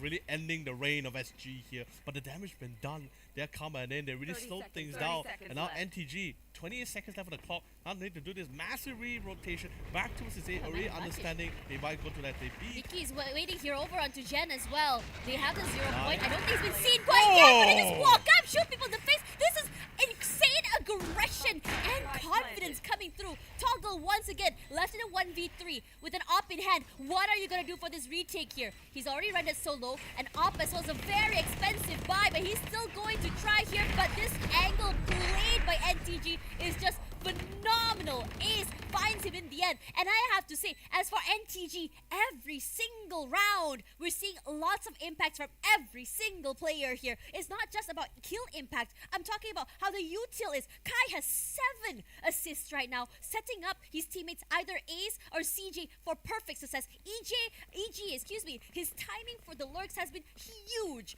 These are all big impact players, and Patel and Friends doesn't have an answer as to how to stop it. The crazy thing about it is you're talking about assists, you should see the kill score for each of those remaining members. Everyone almost equaling the amount of kills that they have shows that each player is being an absolute threat for the side of Patel and Friends. It's not just one particular player they had to focus on, it's pretty much everyone else. Don't even get me started on the Omen for NTG. His role is pretty much just to set up those messages. Oh no, He's managed to stay alive for a time being here. No tags quite yet, and the answer back from them is just to throw out that paranoia, just to stop them from being able to get into the A main area. And EG, his position tucked himself over down onto stairs area onto mid side here. Could be huge to catch anyone that mid rotation from mid, or anyone pushing out from B main to be exact, especially since Patel has been doing that for 2-3 rounds in a row. Massive rotation just comes in. They didn't really go through the midway as well, but they did keep someone to be eagle-eye here. Overview. Patel on the side alone. The only thing stopping them right now is that one singular nade. North Swordsman, isolated, has no clue where to look in terms of angles. Patel finds one, but it's not the one you want to find. And CJ quick to trade back. Ace back in the game. 12. And now, for this retake, it's not going to be easy. More swordsmen, good for one, but it's a meat grinder on the side. Wall bangs upon wall bangs. Miki cannot get rid of that recon, which means it's going to be wall banged to death. 9-2. Patel and Friends cannot seem to find an answer back. And NDG just constantly keeping Patel and Friends even on their feet in that last round. So just constantly shifting between A and B towards the middle area as well. Worst part about it, since Patel and Friends was pretty much down a few members as well, not enough players to really keep track on every area alone for themselves. They're playing a little bit safe here. That's totally fine because you're a little bit of a deficit in terms of players. But with that mid control not in your hands, no visual intel as well, or any like alarm bots or turrets to really give you any form of intel, and TG has all the intels in their hands and in their control. All they can just really dance around Patel and Friends. Whoa! No, that was bait. That was the perfect bait, and I have to say they played that to perfection. Having one more holding, that he just completely tunnel vision there. And the worst part about it is you usually would expect the player just walking into you, right? Not someone like just crouched down in some corner at a tight angle. I mean, that was just perfectly well played. One person gets tagged, one person holds because you know that you're going to try and follow up here. And now, this is interesting. You have EG just walking up onto A main as well. The last round, EG was able to get onto B side, get 2 picks, and just rally to his corner. But this time around, Mickey gets 3 onto mid side area. They catch NTG off guard as they're rotating to the mid-side area, leaving EG alone, and suddenly the tables have turned. The position has been noted. EG just running away with his life. He does have that outlaw in hand here, but no one is over-aggressive. And there's a lot of pressure put on him, including that lockdown as well. He's able to get onto the side, go all the way to the backside if he wants to go. If he wants to go a bit more aggressive. But the spike ultimately not in his hands. Gonna try to go for it. No detainment as well. Trying to challenge, good for one, but no more than that here. Again, this second map, we're seeing a second 9-3 half, and this time in favor of NTG. Really well done, sir. Especially that flash, that play towards that middle area as well. By the way, they have no idea. They just try to attempt to just go for a quick swing, 2-man swing. Played perfectly as they all were coming in from the A shore as well. Not too far, just the right around the distance for them to really go for an absolute spray there. 3K coming in from Mickey and a distant picker on the other side. Suddenly in the blue, putting SG in EG in a spot where he's like, wait, what happened to my team? Where did everyone go? An absolute magic act that he didn't anticipate in the final round of the first half here. So now the Tice's turn. Currently, now it's going to be Patel and Friends to be on the offensive here. It's 9-3. I still don't believe in the curse. But let's see whether Patel and Friends tend to make these. Full send mid and 0 points straight into market as well means that they have a semblance of idea on where exactly they want to path onto the side itself. Yeah. But they have a nice off-angle play here. CJ from main, but Toggle goes for 2. He's coming online right now. This was a duelist that we were talking about in terms of impact. One of the best here at MYSG. But he's not over-aggressing. He's waiting for his teammates to come a bit more close as Mickey gonna catch Axel, trying to rotate onto the side itself. They get that plant. Massive. They need this pistol to be able to mount that comeback that they sorely need. The rest of NTG rallying forward, one coming in from mid-side and one from CT. But instead of coming in from mid-side, they decide to play together as a team here. But a 2v4 is not going to be the easiest, especially on pistols. But hey, we've seen some pretty crazy stuff. Mickey has the right angles held as well. They see one player rushing through here, White Sweet to come up, but Patel and Toggle goes nuclear this round, especially Toggle. This is the round that we want to see him come online. Really well, great. Even their formation as well for the defense of the site as well. 2-men covering staircase as well. Even if our dear friend Patel couldn't get the head, it would have been in the hands of Toggle either way. So real well done securing the pistols. Like you said, a very crucial way to start the second half, especially with a point deficit as well. You really want to try and get any form of advantage, and there it is. You're getting all the rifles. You got a early, yeah. By the way, they did get the spike planted now, so they have the extra cash to get the Vandal out. Vandals, Spectres, SMGs all coming to the mix here to go toe-to-toe to NTG here. Already anticipating as well, CJ has really nothing to move. Just charge out the tailwind to get an early spot off. Spots the hour drone, that's a lot of intel. But will it force rotations? We are looking at 4-member stacked towards that A side. Here comes that wave, and I think that formation is enough to really deter them, because you all know how lethal these pistol rounds can be, especially with sheriffs in hand, and they don't want to lose that advantage, losing the second round, the anti-eco in this situation. Quick rotate back onto that B side, which means that you're going to be running into EG. Interesting enough, I'm not too sure if he did set up his trips quite yet. I think he's just waiting for that right time to do so. The 0 point comes out, which means he's stuck. He does have those cages set up for the time being here. A quick pop flash, paranoia as well, and Toggle already on the side. I'm not sure if they actually saw him. No, he did. Wait, no, he's still in the smokes. Are you kidding me? Oh my god, Patel does get him in the end, but not before Ace trades back. I'm quite surprised that he's able to survive for as long as he did in that corner. I'm surprised that no one said anything in this situation. Pings abound as well, with Toggle holding on to lane. The rest of Patel and Friends just playing off crossfires. They've isolated the angles, they put down the smokes as well. But CJ, I don't think he's been noted quite yet. They can go from lane. They've just been able to wallbang it. But Toggle took a lot of damage in that process as well. But no really full execution to the sides yet. But the wallbang from Toggle is huge. Finds Excel, and now a nice high-low formation. Mickey, ghost in hand, goes wild. Finds Kai, finds Ace, not more, because Toggle is going to swing out to find CJ. It's too tough for them to go for the retake as well. Sure, they're trying to go for a couple of extra kill. They did get one. They try to find some form of success, but all was just too low. Just not enough damage to really pull in. EG on the other hand, interesting enough, despite being survived, unfortunately at the same time, just couldn't really do the damage he was trying to look for, despite being able to get away with with quite a dire of a situation for himself here. But fresh new rounds, rifles are all in here. 4 Vandals and Phantoms to play for the side of NTG here. Patel and Friends, I believe that's not the Sheriff, and I believe he actually had a rifle out at the same time. Not sure which one he went for. But regardless, fresh new rounds, still in the lead. Let's see whether they can try to deter them away from their main intention. We do see an attempt coming from Toggle towards that B side. Spots no one, by the way. But we do see one of the core members of NTG, at least letting the rest of the team know, the operating player is currently playing towards that B main. A lot of util set up as well as to clear out those corners, but EG waiting, just swing, but he can't see anything right now, so he's forced to play a little bit more onto the passive side. This time around, every smoke, every single rock not left unturned this time around. But XL gets pushed out somehow in that corner, and Toggle will try and refill that empty space his teammate had left behind. Waiting with the recon and the shotguns as well. His head will be dangerous to be spotted as well, but he's gonna just try and play a little bit more lower side here. EG, no clue where to look right now. Spots the hit, but somehow Toggle manages to find him right before he's able to react off it. Somehow maybe have, fallen asleep on the line, but Toggle and Swordsman 1-for-1, CJ and Kai as well. Big trades abound him from both teams. Excel very low right now. All that Swordsman has to do is just buy some time, but he can't do so.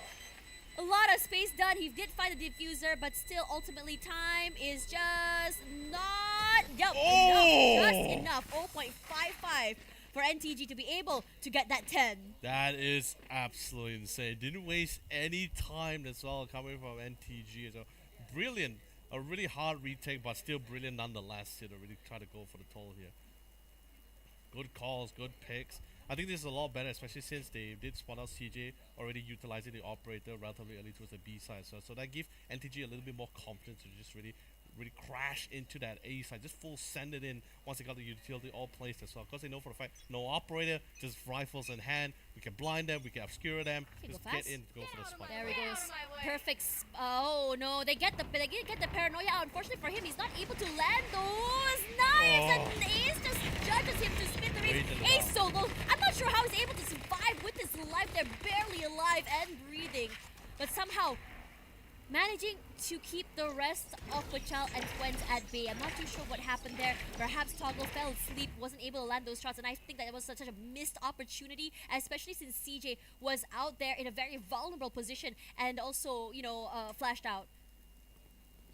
Closer angle played as well by CJ here, as Patel is going to try and stop anyone from going a bit more aggressive, making a lot of noise. His position noted as well, but Patel should ultimately... No! He didn't fall! He was ready for that idea that CJ might be playing close! Yeah, the headshot really pulled through the Vandal to really win out that 1v1, despite the disadvantage too. So really well done. But then again, they're not really out of the clear just yet, Tosh.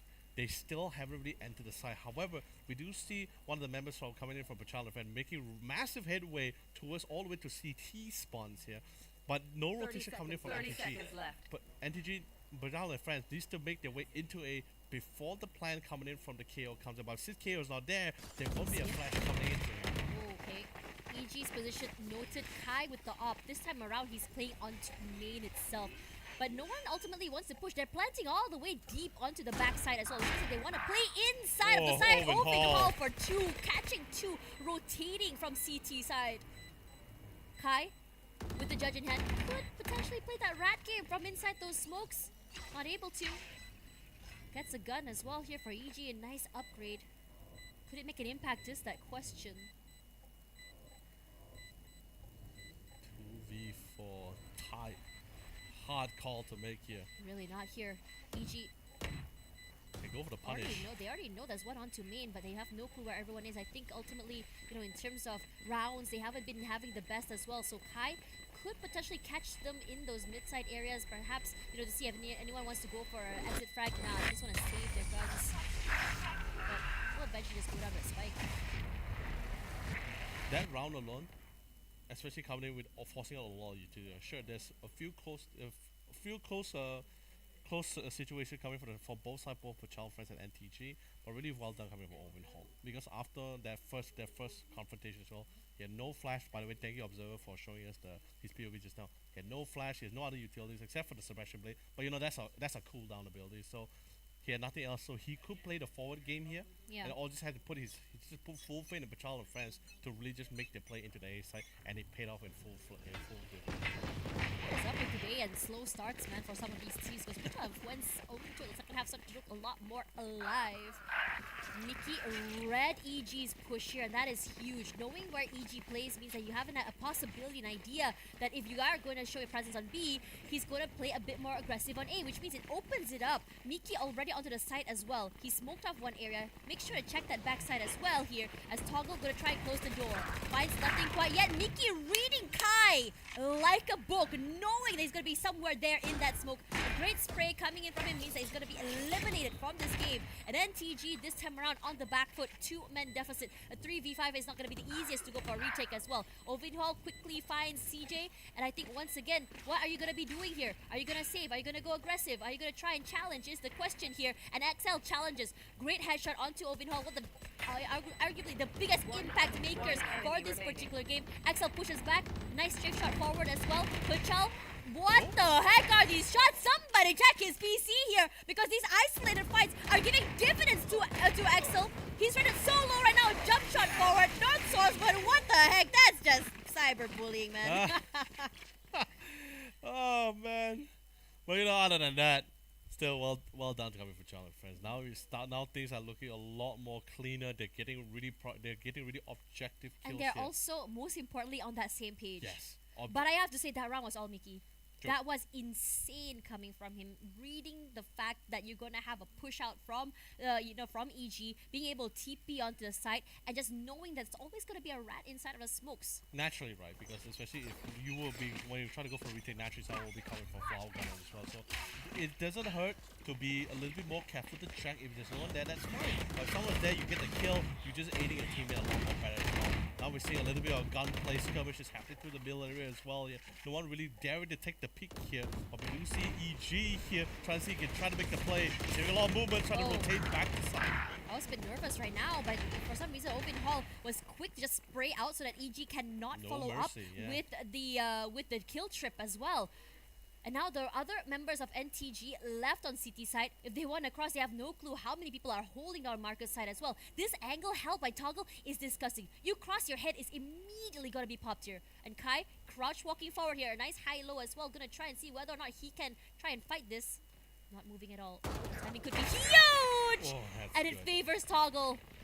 Clears out logs as well. Toggle playing so close. The flash is good, but CJ and Ace get 2 each. It is disgusting. North Swordsman already positioned so far far deep. Due diligence done, checks the backside as well. Axel in a situation where he's all the way city side, his teammate's too far away right now. But this guy, Impact Maker, he is sharp. He's able to isolate this so many fights. But North Swordsman has other things in mind. In fact, it's going to be the Hunter's Fury used to eliminate him. CJ, blades up. Great. You're gonna have to go huge here, buddy. Isolate these fights. Able to find some information. You know that's one into Boathouse, but where is Puchal? That is the question here. And Puchal all the way up onto lane, being able to catch him close. This is a lethal crossfire set up by Patel and Friends. But then again, also good adaptation coming from CJ and NTG members as well. Setting up the cloud, but trying to prioritize focusing on the left side of the map. Just fortunately, this time not winning out these angles. Patel and Friends completely online now compared to the first half as well here. Definitely awake for this, because let's be honest, Tosh, this is a best of one. It's not your typical best of three where you can be leisurely trying to take your time to really get into the zone where you have 3 games to play with. You don't have that opportunity here. It's a best of one. Within the first few rounds, you better come online. The previous match just now, we saw a head-to-head from the Sentinels, from the Killjoys, from the Jets, and this time around, we're seeing different impact makers. The Sovas on both teams are just online and just so scary to watch right now. Toggle with the up. Both players had noted each other's presence here, and because Ace had already noticed it's going to be an up, he decides to peel away and play all the way back instead.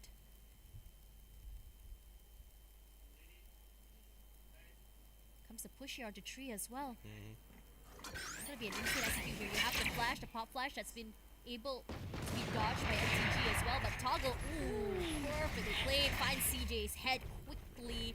And the other members of NTG are just rallying onto that B side, being able to just enforce it a bit more. But you have Puchal onto B, probably saying, okay, it looks pretty much open here, at least onto main. We have a bit more space to work with. But EG, he could be phenomenal. He's already spotted out where Puchal is right now. That corner will be huge.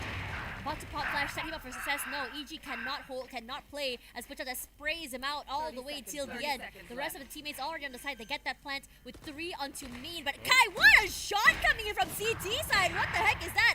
Toggle will always be around to rally back with that op. And now, they try to go once again. Pre-fires, not going to be connecting onto anyone yet. Toggle goes a bit more aggressive. He took a lot of damage in that process as well. The recon is to clear out those empty corners. North Swordsman playing a little bit more close. Mickey finds Ace, but where is one more here? The sprays are good. You don't want to mess with this guy with that sheriff. It's phenomenal and it's scary. So you leave the heavy lifting to Toggle. Toggle, he's been in too many of these scenarios before, playing with tight angles, off position. This is nothing too surprising for the side of Patel and Friends, or at least Toggle in this case as well. As long as it's a 1v1 pick, it feels like he's gonna be able to win out a lot of those fights every single time here. But finally, do see the timer being made by the side of NTG.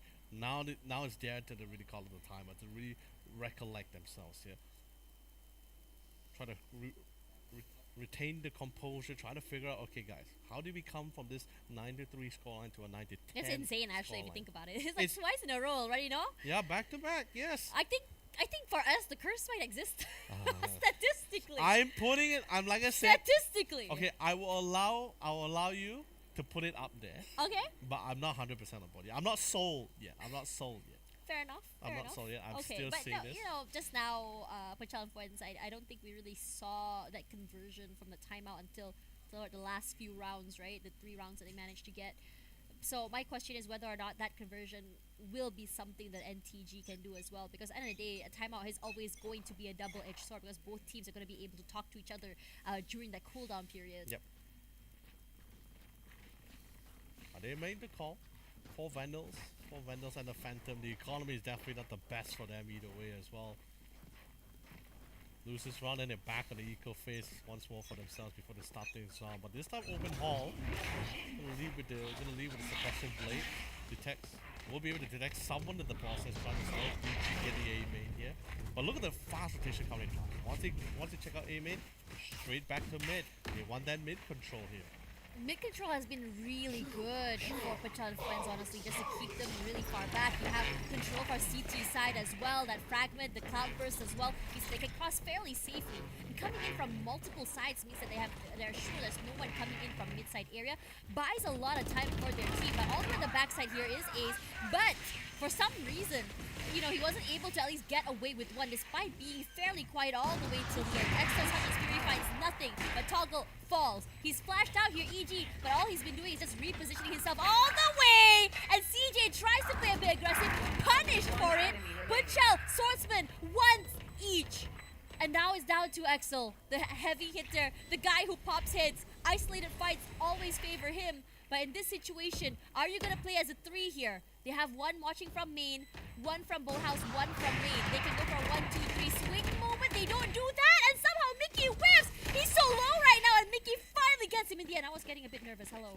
I was nervous too. He was trying to hold off 4 separate angles, right? One for main, one for stairs, one for the other stairs towards market, and one towards spawn. Sure, he got 1 kill, but he still died in the end. I'm sorry. I feel bad for Pachal. Pachal, if you're listening to the broadcast, it's not your fault, man, that your teammates bait you. I mean, someone had to take. No, let's be honest. Pachal, as I've seen him from previous tournaments, he's been always the guy where he doesn't mind taking one for the team here. Definitely for sure. I need to go interview him after the game and say, Pachal, was that intentional or just are they trolling, baiting you? I wanted to kill. He's gonna say pretty sure. They said 1-2-3 swing, but they didn't swing. Oh man, but more importantly, hopefully these two teams are having the time of their lives. It's best of one, sure, I understand the pressure is on, but hope these guys are having a time of their lives in this amazing tournament that we have for ourselves here this morning. But of course, the scoreline 10-10 here, equalized pretty much here. What's the final call? We do see a little bit of a split push here, but it's going to be a turret towards B side, so don't think our dear friend's going to be hanging around there for too long. That depends on the entry coming to the A side. Now we have 4, onto A side. So hence the pivot, the rotation as well. And Patel probably just saying, okay, I've already scouted mid, it's pretty much empty. We can try our hand at going to B. But these trips are really scary, especially for Toggle. It makes things even more harder, especially when you don't have that one person to really check out mid as well. You just have no idea when the rotation comes in anytime soon. Shadows happened as well. Axel, oh my god, that was a generational whiff that gave Axel all the advantage in the world. And now the op is huge, it rings out. They put in a bit of damage onto the players, but oh my god, these trips are disgusting. Axel just wallbangs Toggle as he's walking through those trips. Disgusting. Guy as well for 2. What is going on, guys? Because I honestly am so confused. Everyone is dying left, right, and center. What a thrifty coming in for the team. Those trips, phenomenal, played to perfection. And unfortunately for Patel and Friends, they weren't able to really, get away with it because they don't know where exactly these trips are set. Now this is definitely looking like a team that's going to be that is going through the current break point as well. Really well done. Excited to see them in the future more. But then again, what a smooth entry, right? After going through 20 rounds with each other, right? After all the initial utility usage was at A main, they understand there's nothing more following up with it. Instantly, you saw 2 members rotating back to B. They say, we're not going to waste any more time. Just going to run all the way back to B. And it really just came down to those individual skill play. Excel really popped off in that round. And not only slowing things down, but really putting a wrench into the plans here for Patel and Friends here. And now we're back to the same, looks like the same route that for Patel and Friends are doing. But will they full commit, full send for this A side this time? They could. They saw a few times it was empty. There we go. They have the paranoia. They have the flash. They have the dash on the side as well. Toggle already knows there's one on to have inside, but somehow Ace should find his mark somewhere. Mickey trades. Default plant, Mickey for 2. Mickey is doing phenomenal work coming in from the side itself. Hasn't fallen quite yet. CJ, good to find him in the end here, and Pachal gonna refill that space that's been left behind by his teammate.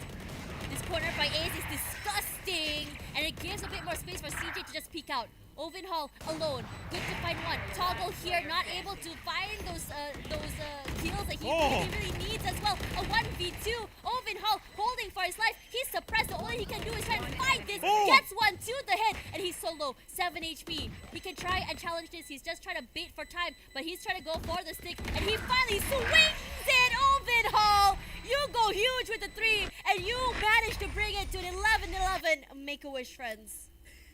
Really pulling it through overall, really doing massive work for the round itself. I thought it was practically over. 1v2, relatively low as well. I mean, it's pretty much the same condition for CJ as well, as he was doing a very aggressive swing.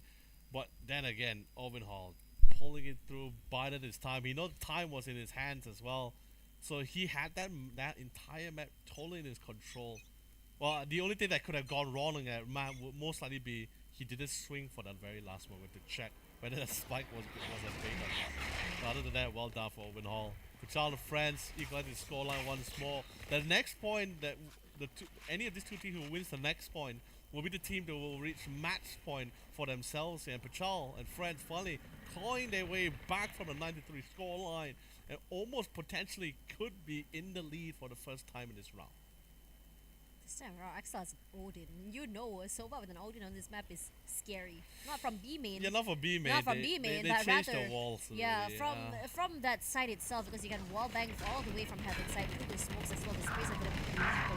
Toggle from the smokes, and he gets 2. There we go. That is the power of the Odin that I was talking about here, because you're not doing your due diligence to check the side itself.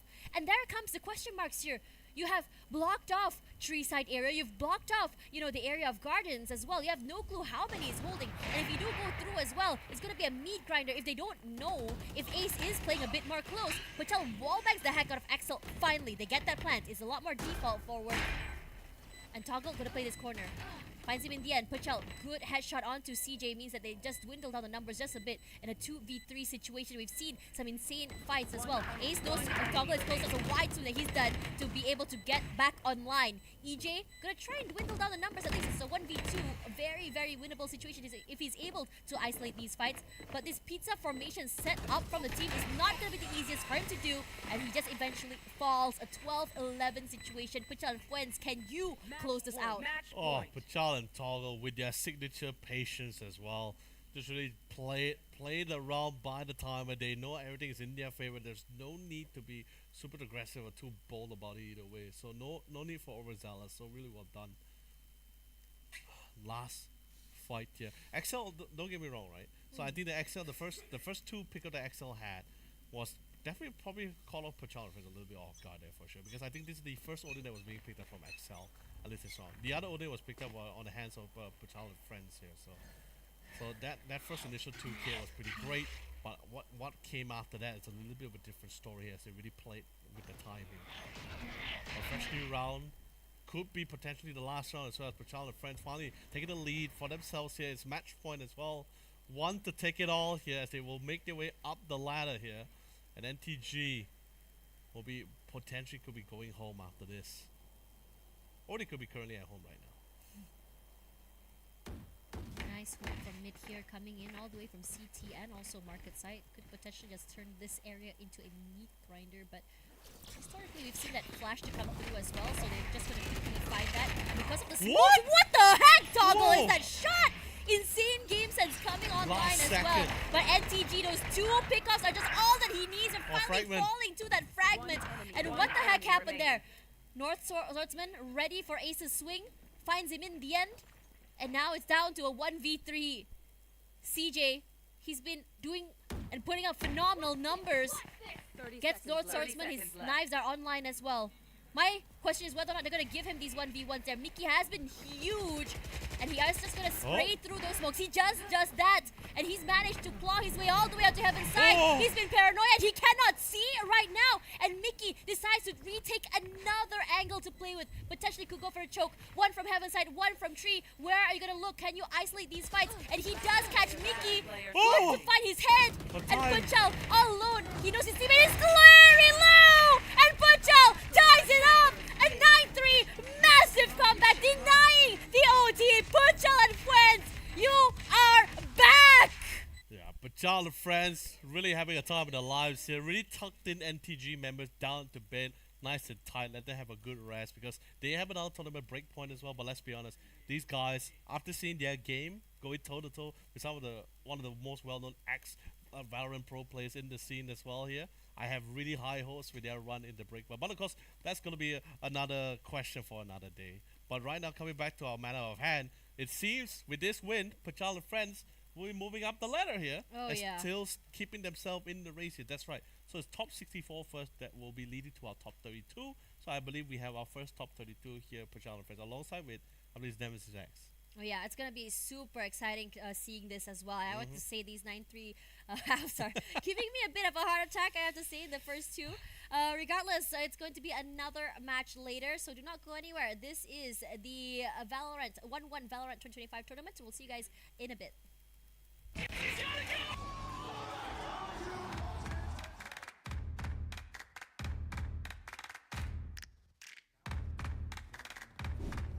As long as King doesn't overflank. Oh my goodness, no way! And that's just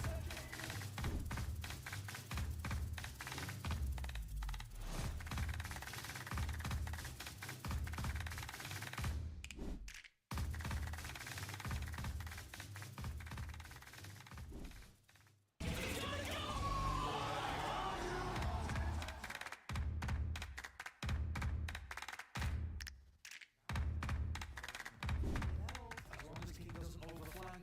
Oh my goodness, no way!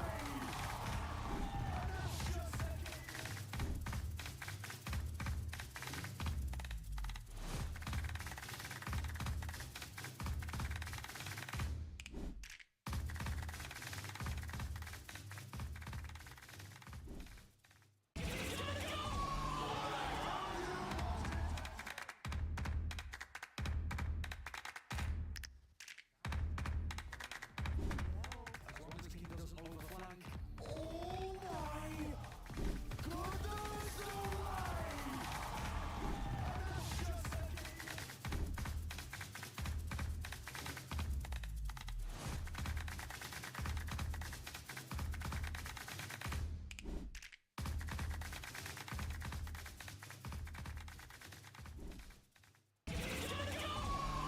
overflank.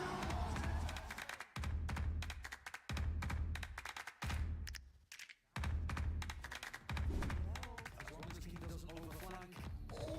my goodness, no way! And that's just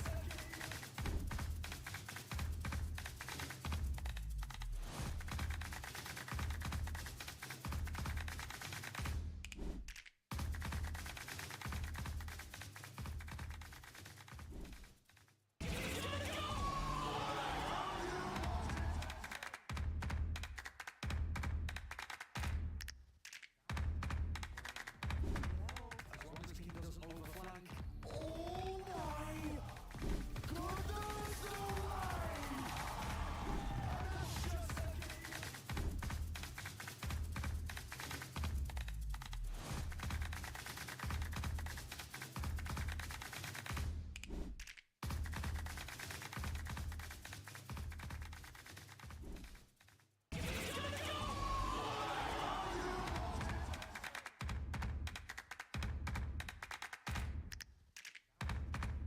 As long as King doesn't overflank.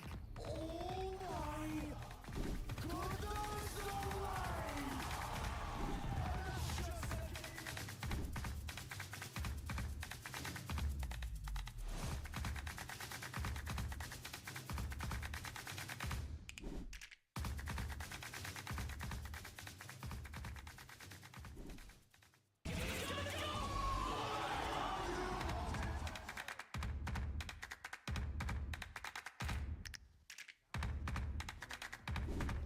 As long as King doesn't overflank. Oh my goodness, no way! And that's just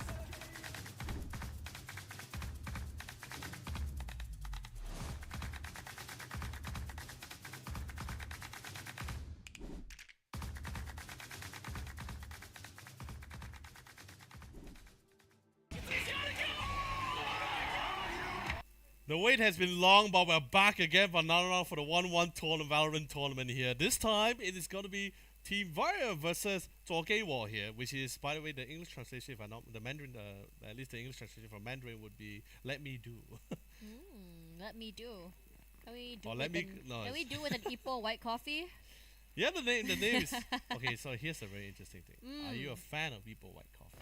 Lactose intolerant, so I cannot be a fan, even if I wanted to be. It doesn't matter. I'm minorly lactose intolerant, but I wouldn't mind standing the toilet for this. But That's crazy. That's crazy. Anyways, Ryan just sending it down mid here, going straight into pizza, and Coconut just punishes, gets two.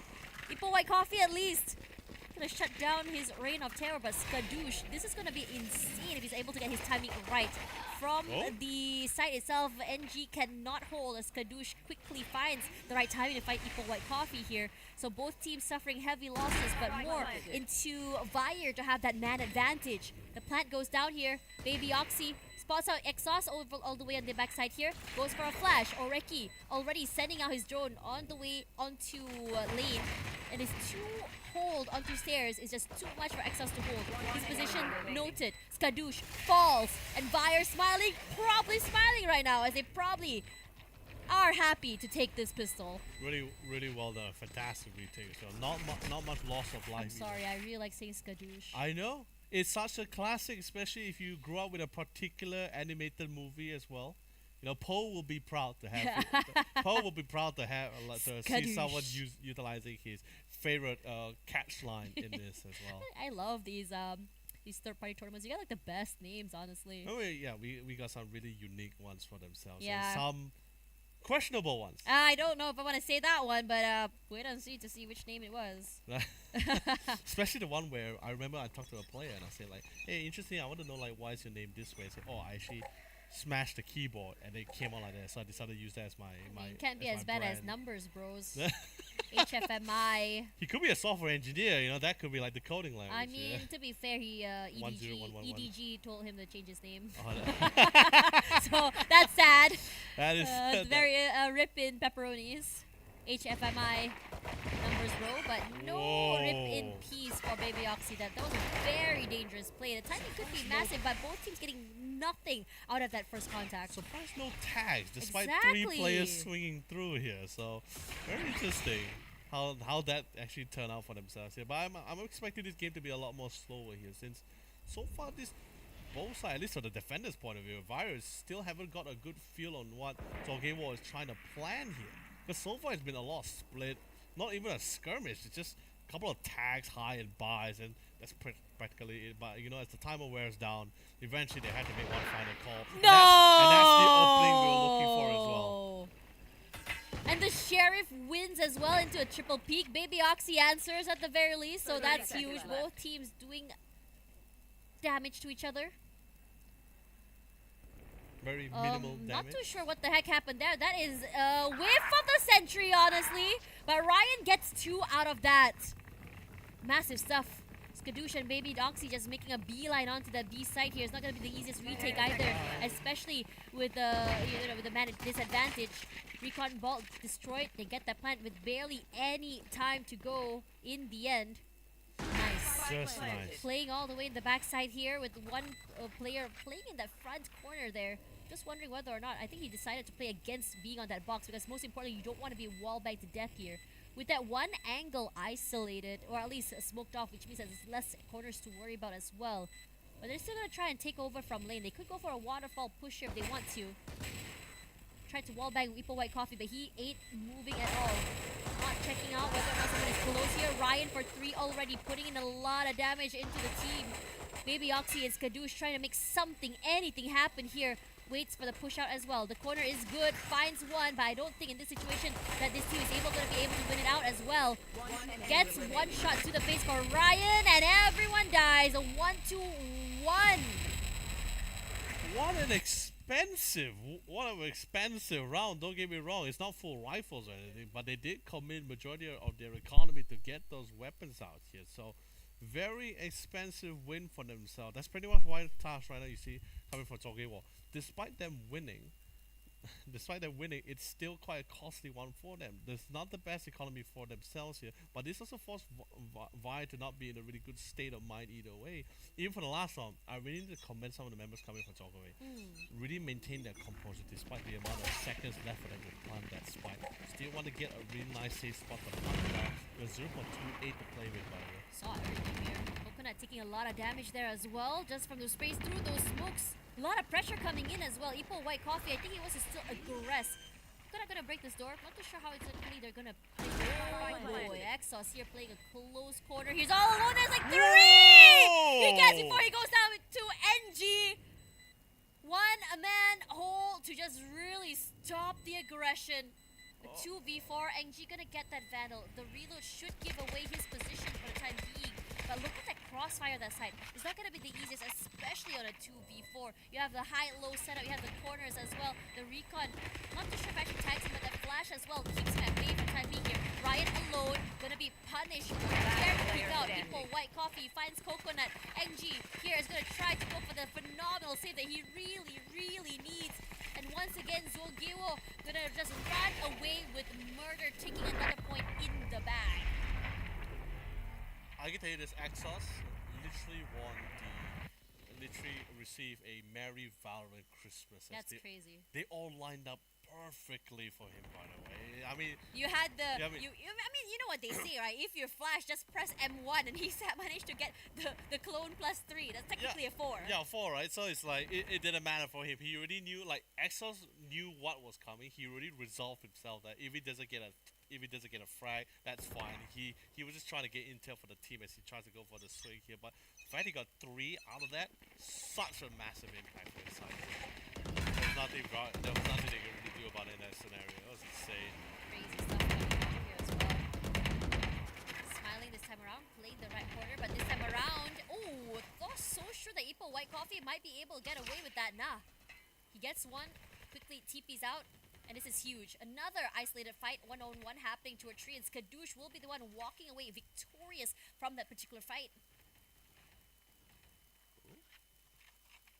Biding the time. We do see Baby Ox relatively aggressive for the fall. What a kill zone that they have for themselves here. Oh, that TP was just way too aggressive, way too risky, and he just TP'd all the way up onto a very open area. But Fire, what the heck is that? Baby Oxy just pushed through the smokes and somehow gets 3. Oh my god, I wish there was a replay because I completely missed that. I would like to see what the heck happened there to get 3. No, that round was pretty much set in stone already. Especially when I see Baby Oxy so far forward without any resistance at all, well positioned alongside with his team. So comms was clean. They all set up to prepare that high mid area to be an absolute blender for the members of Zolgiwo as well here. So really well done. It's to be expected. If they still manage to convert that round, if Zolgiwo was still able to convert that round into success, then I'll commend them for it. I believe they earned it for sure. But other than that, that round was pretty much that result was already written in stone. Really. So well done. But they did manage to equalize the score lines 2-2. We're constantly going back and forth with this, and Ryan popping out the blade storms here as a massive power spike as the duelist. Oh no, Ryan. Punish Baby Oxy for going a bit too aggressive there, and this is huge. The other members really left at bay toward mid-side area. This was the area that they were, just really struggling to hold on to. I'm not too sure what happened in the 3-man hold, but this time around they want to challenge. Coconut still holding on. He's sending his teammate over to give a bit more support toward A site here. Then the other two playing more toward the mid, trying to play off contact from the util that's set up by Vire's Killjoy. You should run. Lockdown set down as well, which means there's going to Recovery be a bit more pressure coming in from that team. They're trying to empty out the side. They have to worry about that top side corner where the Sova is currently holding as well. Onto the side already. You already saw the run it back being set online as well. They break the util. Exos, great kill onto Skadoosh as well, knowing where exactly the hold was going to be from. Spike ticking. The retake's not going to be easy either, especially since there's a lot of time for Zolgiwo to really set up for success. A flash as well, but he finds nothing except for Timmy the turret. Positions noted. Keeping themselves at bay here. You have a nice meat grinder, 2 from main and the other 3 from Hell itself. But no one really try to poke their way inside of sight. Nobody really try to find out anything quite yet. Sprays from Ipo White Coffee and Ryan's are huge just through that smoke. But Smiling somehow runs away with 2. But he's still not close enough to that spike. Time is running out. He's trying to see whether or not he gets some exit frags here. In this situation, he's going to just TP out, but still go down to that spike. Smiling felt very desperate to save his gun, and he's not able to do so. And Zolgiwo going to have 3 points, 1 ahead of Fire. Now that round was relatively interesting, right? Particularly because Fire decided to group up together to try to literally squish their way through the side entrance here. That gives a lot of option for Tokyo because there was no one really pressuring them towards the A long. There's no one really pressuring towards Heaven as well. Everyone was practically trying to squeeze through Flower Garden area as well. So relatively, it was pretty much very simple for Tokyo to just really hold down the line. Sure, Dark Clouds was being placed down, but still not enough to really render their plans or at least dislodge their plans here for the defense from the retakes here. So really well done, pretty solid so far. But we do see Coconut this time coming in. A little bit getting ready to try to paranoia through towards the B main here, but no form of aggression coming from Tokyo. This time they're playing it nice and slow once more, playing a little default to see if any aggression coming in, particularly towards that A main as you see the two body systems being set up by both the Jet and even the Omen here. It's already spotted out a number of bodies onto mid-side area as well, so he's just quickly sending out those smokes. Yeah. Oh no, this is a very dangerous situation, but because of that, that Clone is able to get away with one. Quickly repositions back. Good follow with the Clone as well. That's just gonna allow them to get a really nice free kill for that. That's really nice. Maybe Oxy's not done. Playing from Jen, I think he's already heard some of the footsteps rush forward as well. White Coffee sends out, his wall. You have the Cloudburst as well as the Recon as well, but the answer back is the 100 Fury. Exos somehow runs away with one, but Skadoosh as well. Gonna get two with that ult, and it's gonna be massive in terms of equalization. Benedict coming onto the side is not gonna be able to hold. This double swing is too much. Had to reload as well. Another thrifty in this game, and honestly, sheriffs are diff. Coconut's good, dude. Feels like they're part of those national swimming teams, right? They're so in sync as they're doing those swings at the same time. Really well done. Really kept Ryan on his toes because he just couldn't really figure out who to focus on. There's two of them swinging at the same time. It's not perfectly lined up as well for him to go for a spray with the Vandal hand. So really well done. Really turn into a fight where it really comes down to trade where Tokyo would have the better part of that trade for sure. Sorry, Vi had the better part of that trade. So, although now we're back into Vi's favor, Vi's win, back and forth 3-3. That was very, very scary. You get that flash, you peek out, you see where the players are holding, and you just immediately get cash away. That get out of jail free card, honestly, is a bit too slow to wind up, right? So it's still fairly risky for him. But Coconut's position has been noted, forced to TP back to safety. Yeah, just gotta keep that due diligence. Gotta check those corners. If you have to use utility, that's fine because it keeps you alive in the round. Hopefully, it leads up to success. But that success will be in the hand of Baby Oxy. Still holding, smoked off, so allows him a bit of free passage. Let's get tagged there, Coconut. Still very low. Gonna drop another smoke there onto tree as well. Keep him hesitant. Wasn't expecting for Civic with laptop to push out a bit more aggressively. So crossing market is very dangerous. So there's a lot of question marks for Vire, like where are we, is it okay for us to cross, how many are mid, and it keeps them guessing, hesitating. Oreki knows, flashed out as well. 30 seconds left. Just send out his utility, see if anyone's holding close, finds nothing. Recon as well, not hurt. Exhaust just crossing by onto mid-side area as well to just really reconvene with his teammates, set up all the traps that he needs as well. Heaven side has been cleared. Skadoosh fall. Still have to worry about final boss Baby Oxy here. Putting in a lot of damage onto Ipo White Coffee. Breaking the util as well, which means that they have a bit more space to work with. That flash is good, but the reposition is just even better from Suogewo.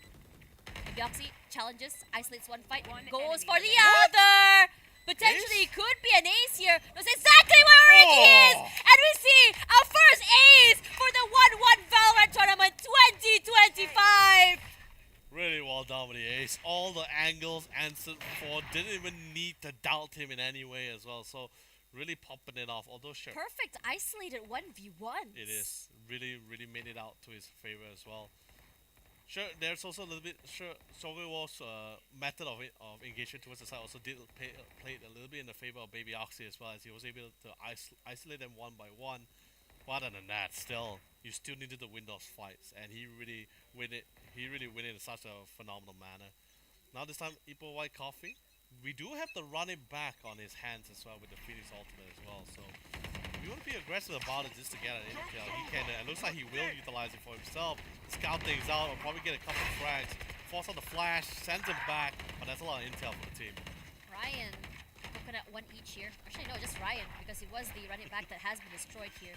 Holding down logs could be deadly if they cross without checking that particular corner. Smokes dissipate here, which means that a bit more space is held. Oh my god, that gate crash from Smiley is just phenomenal! They were not expecting him to play that aggressively!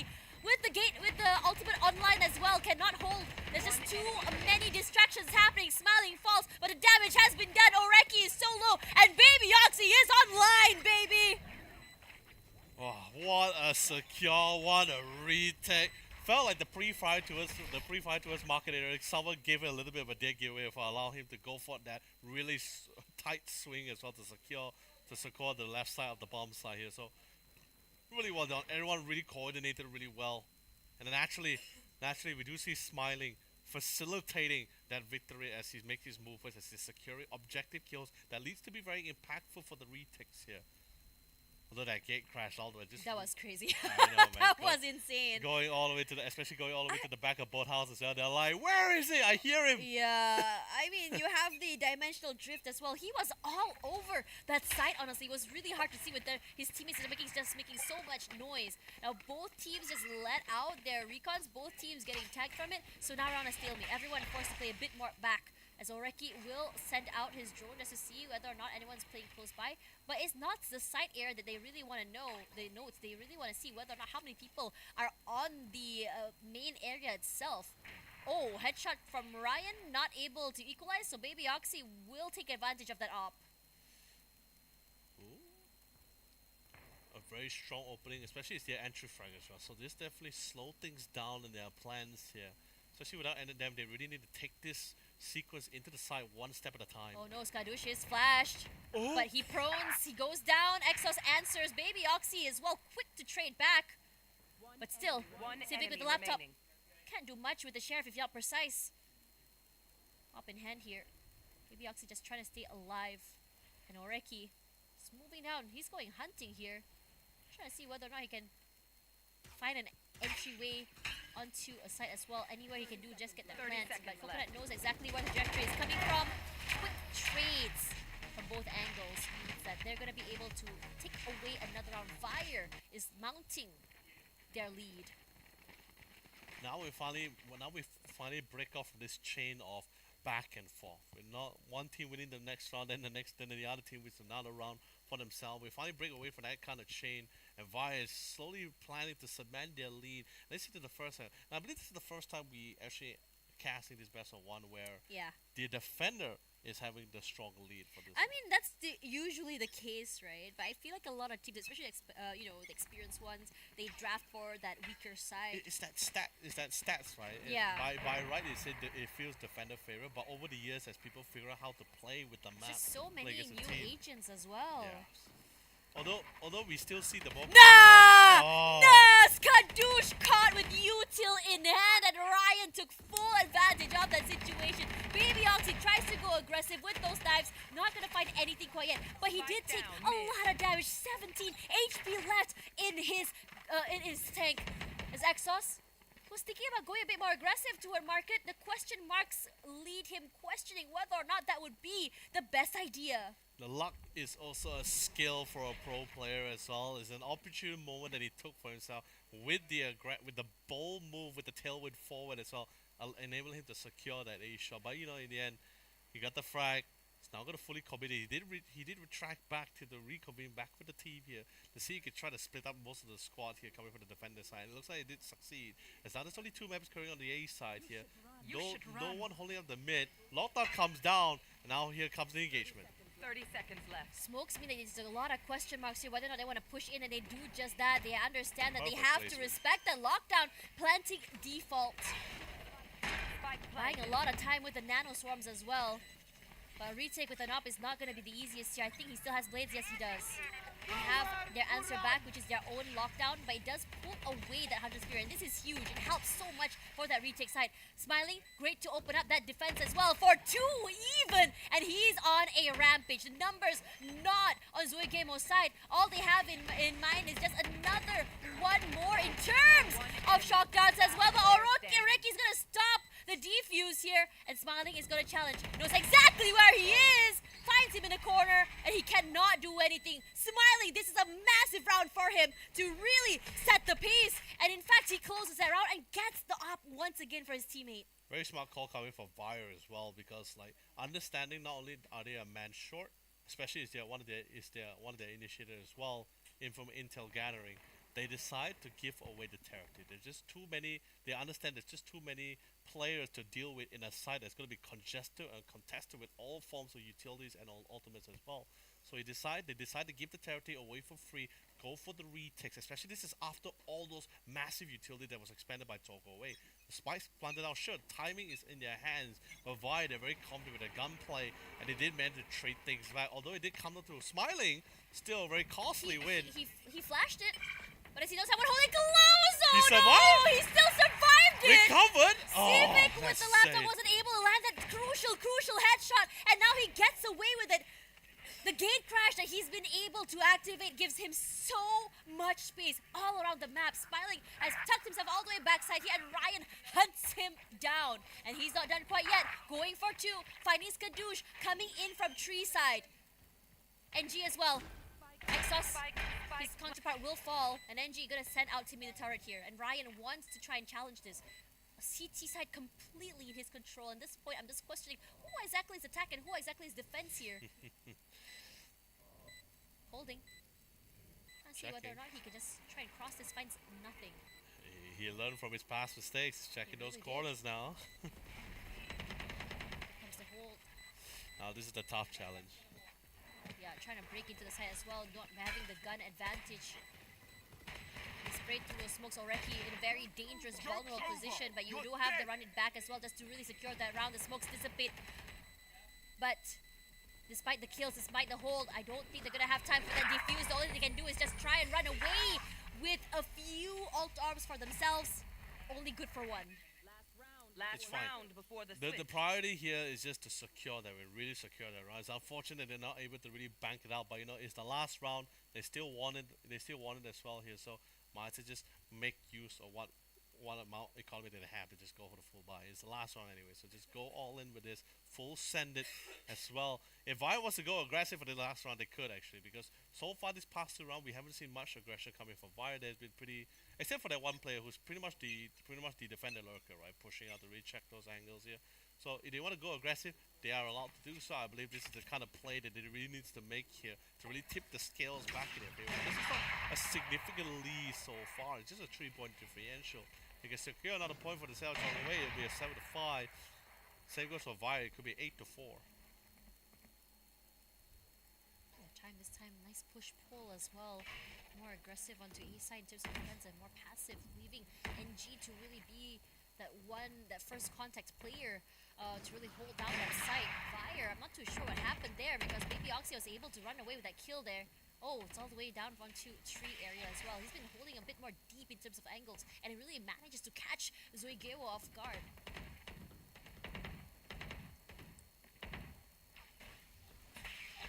But still, despite all that noise, the defenders are immovable this time, deciding to play a bit more passive angles instead of going a bit more deep and aggressive and getting punished. The only one that's a bit more aggressive is Smiling, but so far in the past 3-4 rounds, Smiling has been the big impact maker for these risky plays, putting out those big numbers. 30 seconds left. But 30 seconds to go here. He's gonna try and be that guy to really ruin their plans, stall for time as well. They've pinged him. Smokes as well come through. And he's ready to break any recon comes out. They have a nice crossfire setup as well. Hasn't been seen as well. Baby Oxy to find Exos as well as Coconut Oreki can only go for one, and Smiling, he's been being very patient. In that corner is Kadoosh as well. Defenders gonna get away with murder. An 8-4 lead into the half. An Switching absolute blender.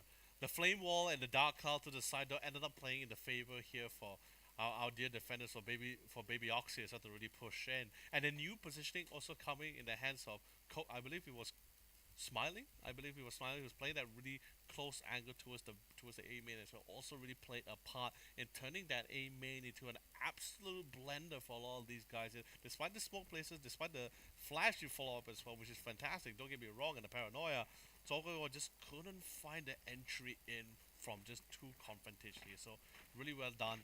Total chaos, by the way, because they were also playing inside the Dark Cloud too, so absolutely blinded, obscured from all vision here. But this time, that was pretty much the end for the first half. Now it's the second half. The round switch. This time, Vi is going to be their turn to be on the offensive here. Pistol round, very crucial for Tokyo War here. They really want to tip the scales back in their favor. Slow and steady wins the race. That's what they usually say.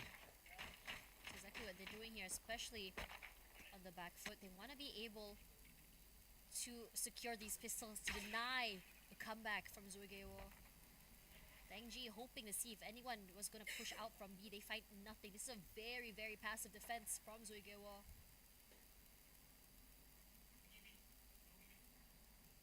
Nice rotate as well, sending a spike over. And I think a good guess to understand that A might be that, I would say, that stronger side. The util will ring. That's alarm bells set up as well, which means that they are going to be very, very close here. And Smiling is making noise onto A side, but a quick gate crash means that he's able to really quickly reconvene with his teammates already on the site itself. Maybe Oxy has to play first contact here, and they've already set off so many of the nanoswarms as well. And Exhaust has not been found, but not for 30 long, seconds left. as they quickly flood onto that site. Planting all the way back side here, you have the setup sport, that post plant ready. The flashes are good, but no one in wait. Nice aggressive hold here. Double swing means that they are able to run away with murder. A lot of damage coming through, and Skadoosh going to be able to get one with the shock darts. The Smiling will go for that follow-up here. Smiling not done, coming in from market. Ryan stops him in the end. Bought a lot of time here. The smokes will keep Oreki at bay as NG holds. Ryan gets one to his name. The wall banks are good. The recon is massive as Coconut, as well as his teammate, have the nice, perfect crossfire to set him up for success. No isolated fights found What? here. What the heck is that helicopter? No way. Sir, hello! I can't You believe it. cannot do this! But time is just not on his side. Denied! But sir, you cannot. That is... I am lost of words. I'm exceptionally lost of words. The man literally picked... Somebody just clip that and put helicopter. Please. He was on an absolute roll here, absolutely killing it in that last round. Ryan, despite not being the win, but the amount of points, the amount of scores he earned from that just single round alone. Sure, Via will still take the lead in their hand. They're still moving on with the 9-4 scoreline here, but that is an impressive fight coming in from Ryan nonetheless. Tailwind's charge up. You got to shove his head. Ooh, they put him down real quick and real good. Get rid of that menace. Get rid of that guy. Get it. No. Killing out the majority of the we members, have a as rat they say. here with the shorty. Good to find Smiling, the big impact maker too. Vire still wins though, but still disgusting. That's crazy. Vi just really keeping up with the game as well. Constantly keeping it nice and close. Getting that contact play on. Really throwing Tokyo off their balance as well, because they didn't anticipate so many players being that close, being that tight, or being bold enough to play in their own smokes. Suddenly out of the blue, you see a guy with a shorty walk in. It's like, "What's up, guys?" It's not even like the first time. It's a few times they've been fighting their own respective smokes. Got shut down as well here. Jump peaks abound onto mid-side just to really give an idea where everyone might be. But the only amount of noise is from the, I would say, the orb retrieval. So I think it's good that Vire is putting a bit more pressure in those orbs to just really give, the lead when it comes, a bit more pressure when it comes to those ultimates. Smiling here, does he know that someone in this moves? I think he suspects it. Oh, here's the jump as well. Catches Ipo White Coffee in the midst of the rotation. Just so unlucky. But Oreki for 2, and he's done his job. Stop the plants, pop the kills as well as Baby Oxy also falls. Whatever advantage that's been done by Vire completely gone. That Smiling and NG won each. Exos will answer, and Civic with the laptop as well. From a bad round turned to an extremely good one. And Zulgewo, they're not done quite yet. Yeah. still there, still an opportunity to really bring this back in. I am going to be commending Smiley for the last one, particularly not for the spray, but just more on his game sense, right? He saw someone really going for pre-firing from Flower Garden. He understands for the fact, okay, this guy is most likely going to reload. Goes right in, catches him with his pants down. Got a really nice pickup for it. Just unfortunately couldn't convert even more kills after that initial one to really secure the round for the team. But Vire is still in the lead here, 10-5. Such a strong lead. Honestly, if Vire wants to double down, just go full, send it into a side, I wouldn't mind as well. Feels like they're very confident with their gunplay. They're really getting really relaxed, especially for Baby Oxy as well. Vire's attack side is just very patient. Take their time, heavy onto the default. They send maybe 4 up onto A, then 1 or 2 players onto B side. Makes a bit more presence just to see whether or not they can really get some information. They've been able to guess quite well which sites are, I think, a bit more, easy for them to get into. And this time around, they're gonna try and challenge that Killjoy once again. NG hasn't been able to hold as much as, as Zuo Gewo would like that to be. I mean, can you blame that? Like what Ryan did to them, especially to what Killjoy or Jogo also did to them towards their B side as well. Oh, that's perfect as well. You have the Dimensional Drift online. We already spot out where the Killjoy is as well. But Ryan is huge. Exos as well. That Dimensional Drift is doing them so much value. I mean, not involved value, just really I would say the double-edged sword is really throwing the round away for them because his teammates were not able to hold on. Coconut alone here in those smokes, nowhere close to the spike. Trying to at least get one to his name. Not too sure he's going to be able to do that here. Just formalities at this point. Just going to wait out the time. Maybe steal away a kill. 10 seconds left. Oh, he did steal it. Quickly trade it out, but still, an alt-orb is an alt-orb. The defenders will take it. So Gewo not out and mounting 2 rounds in a row. This could potentially be the start of their momentum. Oh, that round was absolutely disgusting, right? Mainly because it's the manner of which it happened, right? Because the entire Vire had a game plan when they're trying to go towards that B. I'm sure it was slow in the beginning, but when they got to that B, they had an absolute plan. Which angles they want to take, who's going to be covering, which spot, which utility is going to be placed there. Even Dimensional Rift was coming in by Smiling. But the problem is, with their whole game plan being deconstructed in such a manner, there is definitely going to be a need for response. Sure, you're still in the lead, but Jogo was slowly climbing up, and their confidence is also building up, especially since they're making some really massive plays here. And once again, Ryan opening things off here. A strong opening on NG. Sure, they don't lose too much on getting rid of a Killjoy, since her value in the attacking side is usually post-plan situation, but still a member short. Try and peek one more time. It's more Smiling than they're really worried about here. He hasn't been able to get that same impact he did in the last, 3-4 rounds. Ipo, White Coffee spots 1 out. Skadoosh, only and only Skadoosh. He's gonna try to pick it. Obviously his teammates are just gonna go forward as well. His presence noted. They managed to get away that one crucial flash as well. The amount of util that they're able to burn means it's going to be an easier time for them to be able to get on the site and just hold off that retake.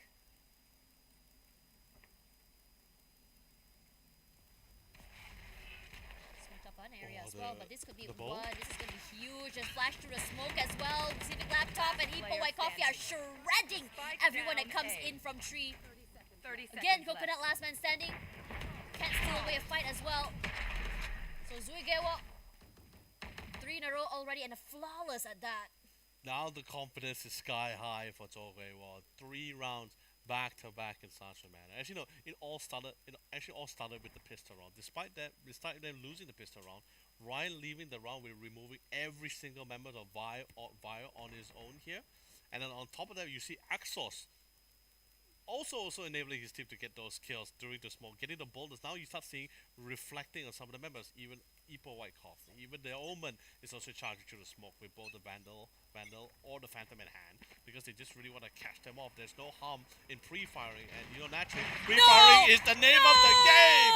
There's the one crazy. On Baby Oxy!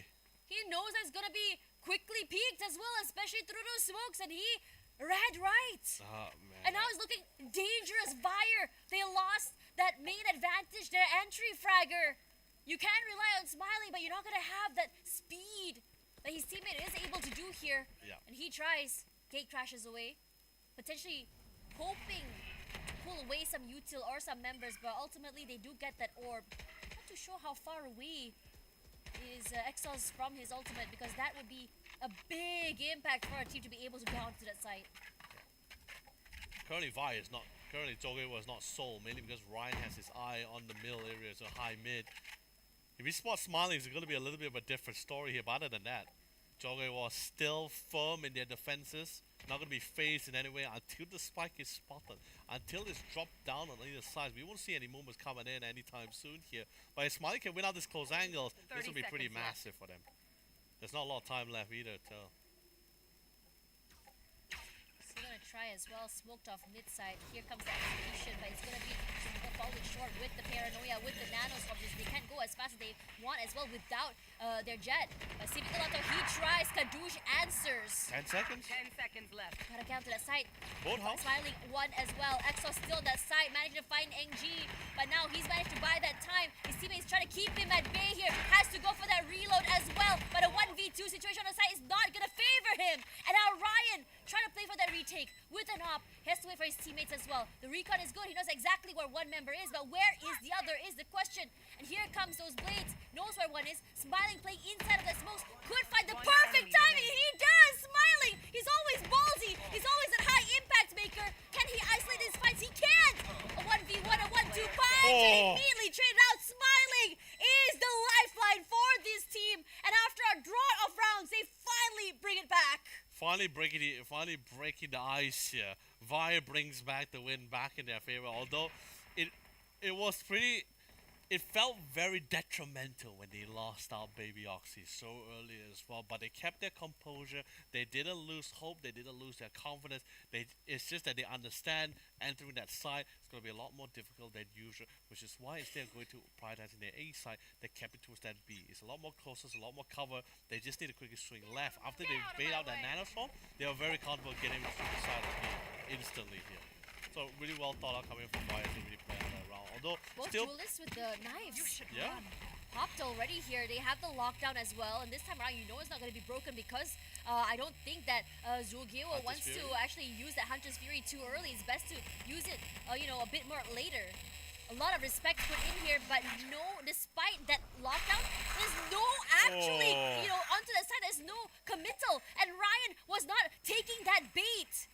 With Smiling gone, which means that a lot of, the position will be taken down as well. You have the running back set up as well to just send his human recon onto the site. The Hunter's Fury finally set down as well, but they aren't planting default, so you have no clue where to go.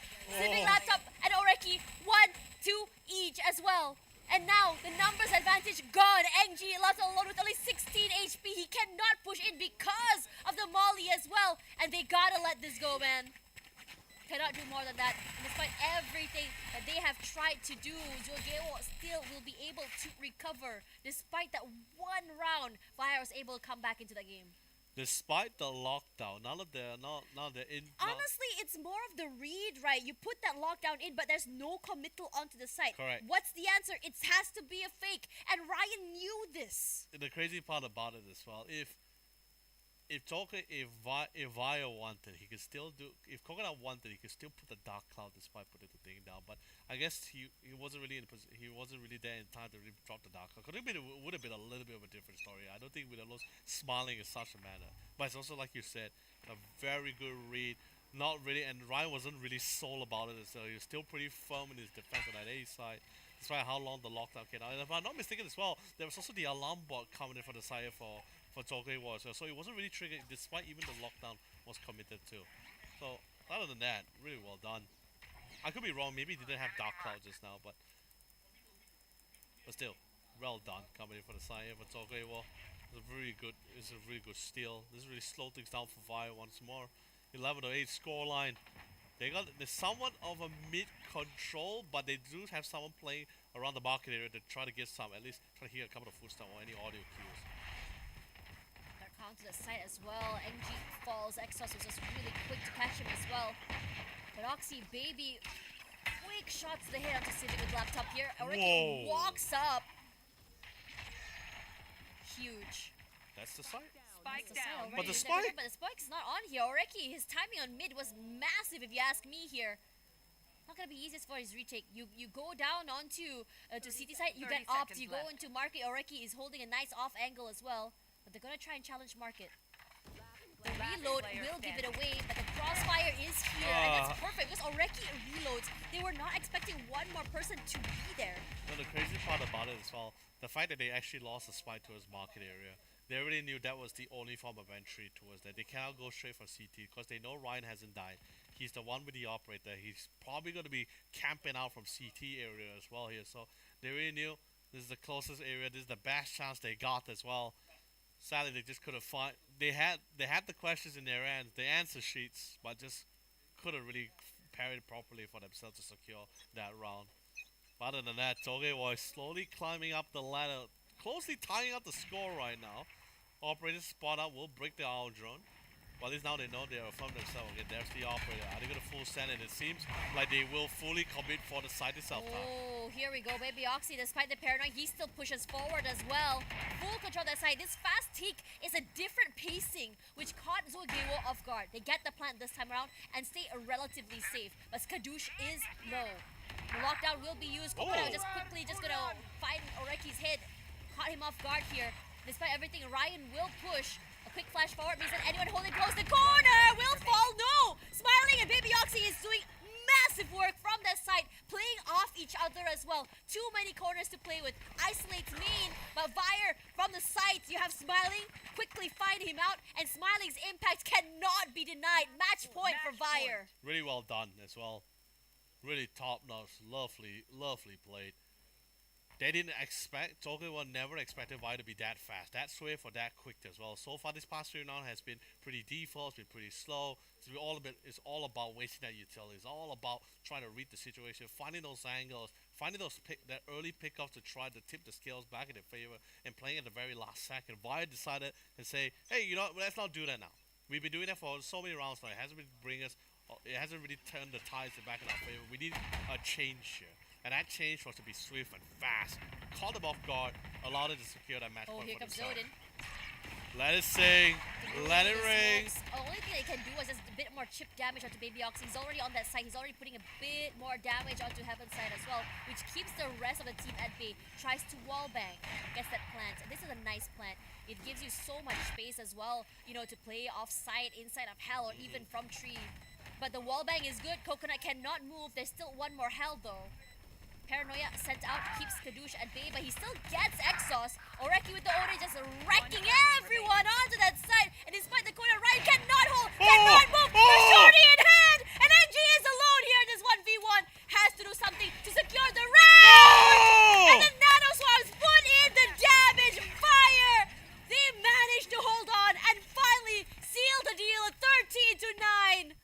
13-9. Still a very amazing game nonetheless. A very commendable effort coming from Ryan, especially despite the situation that he had, swapping out the shorty to pull in the win for that contact play. That's great.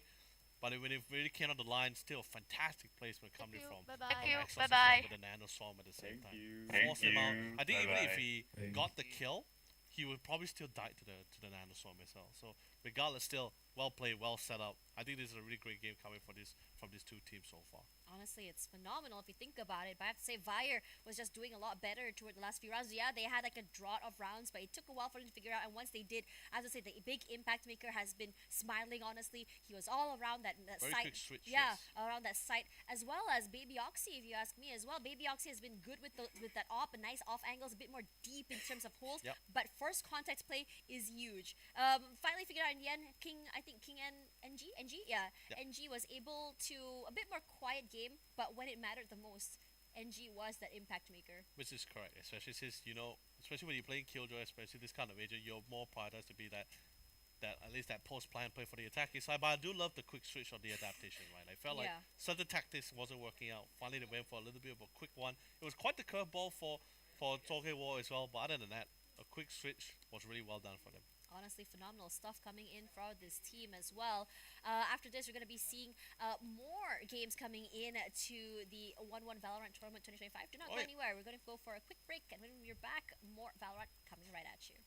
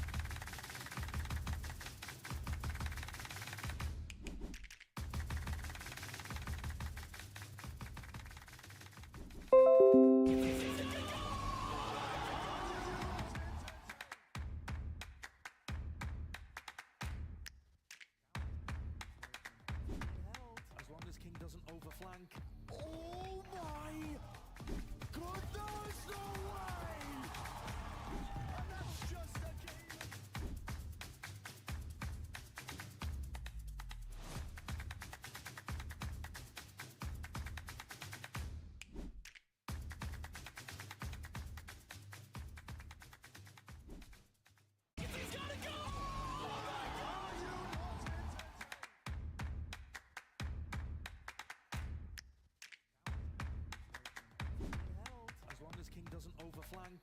Oh my goodness, no way!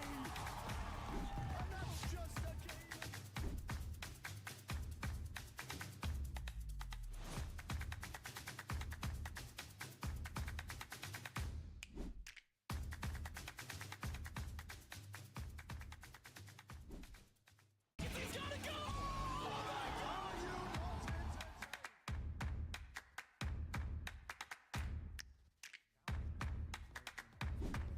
As long as King doesn't overflank. Oh my goodness, no way! And that's just a game.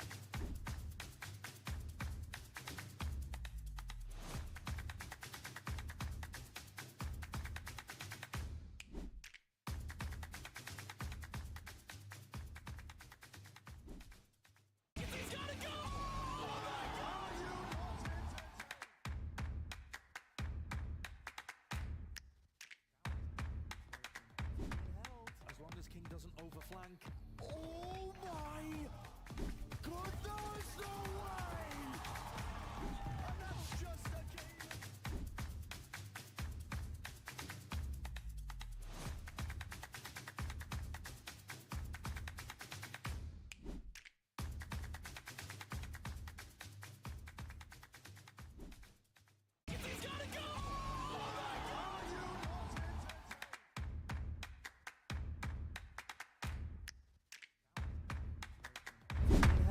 As long as King doesn't overflank.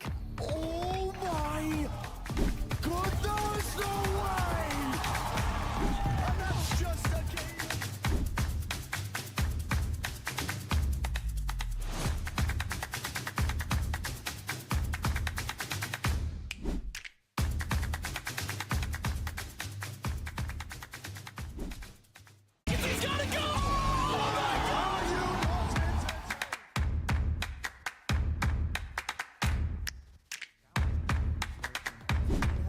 As long as King doesn't overflank. Oh my goodness, no way! And that's just a game.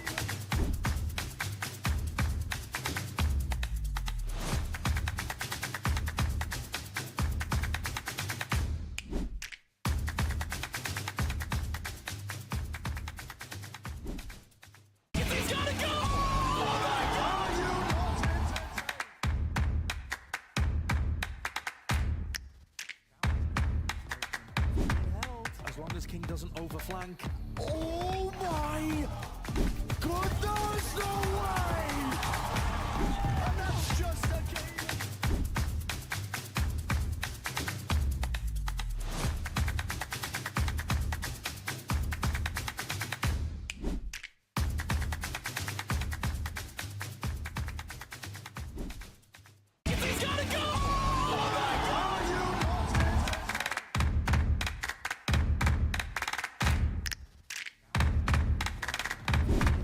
As long as King doesn't overflank. Oh my goodness, no way! And that's just a game.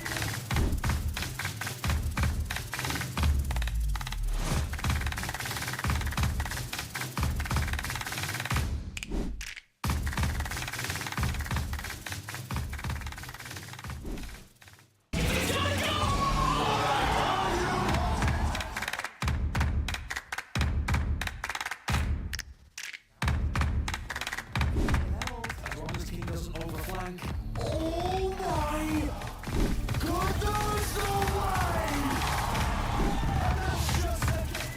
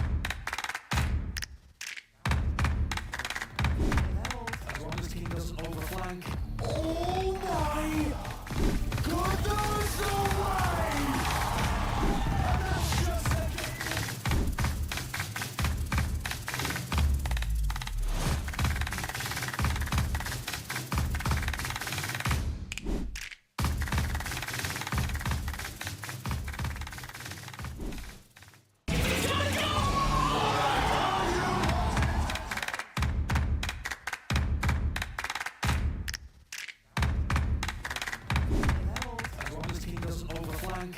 Oh my goodness, no way!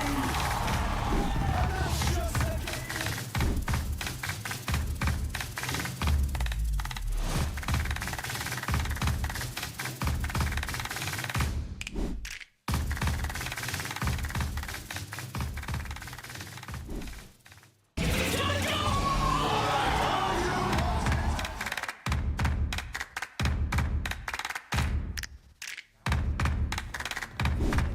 as long as King doesn't overflank. Oh my goodness, no way!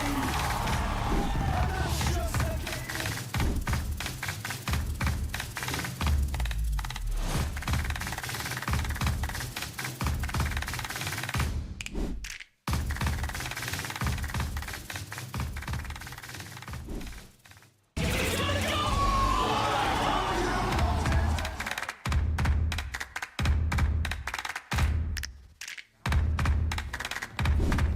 as long as King doesn't overflank. Oh my goodness, no way! And that's just the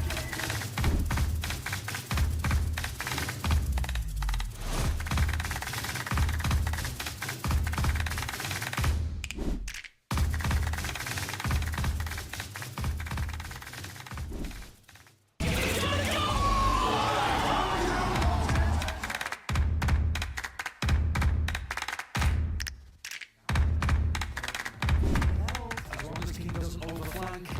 Oh my goodness, no way! And that's just the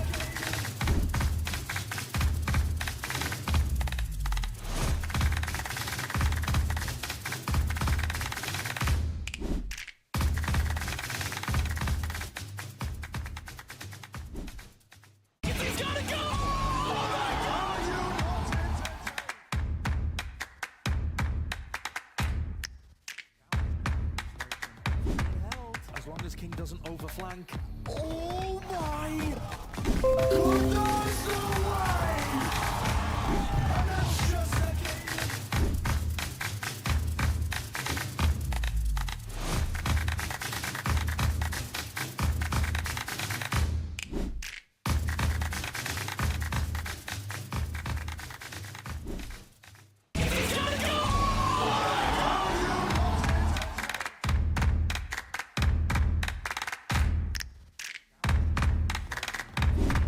as long as King doesn't overflank. Oh my goodness, no way! And that's just the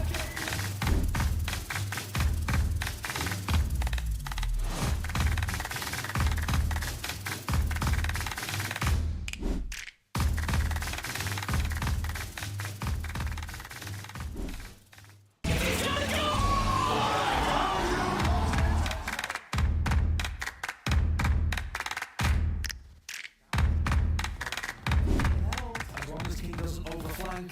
Oh my goodness, no way! And that's just the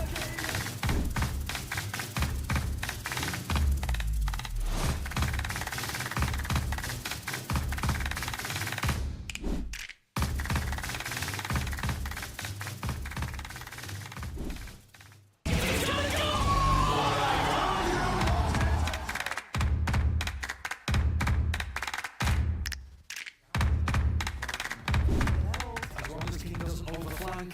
Oh my goodness, no way! And that's just the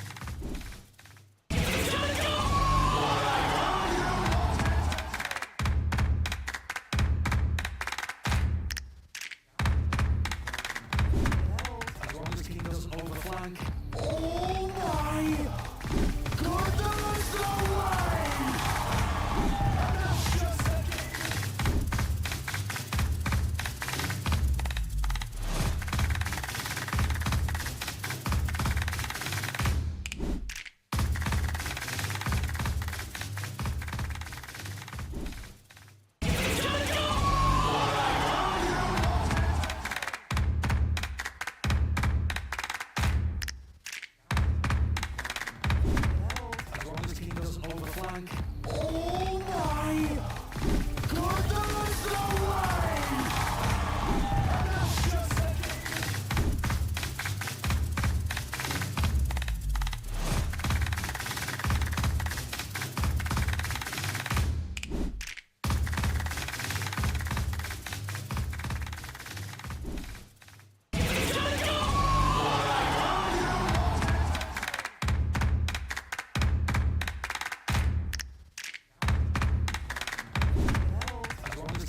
overflank. Oh my goodness, no way! And that's just a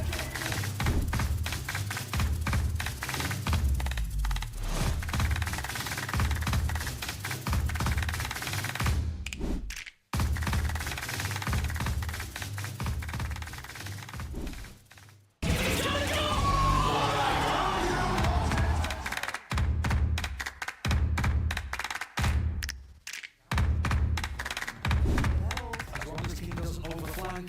Oh my goodness, no way! And that's just a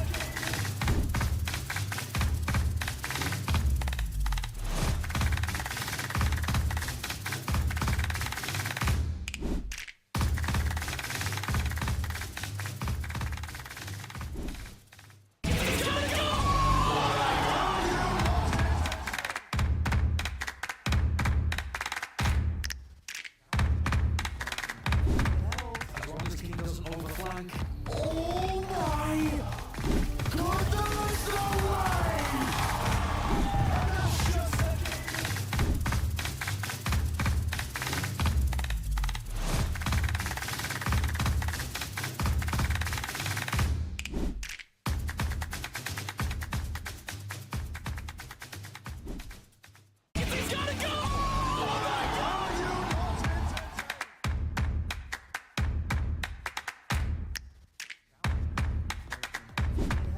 as long as King doesn't overflank. Oh my goodness, no way! And that's just a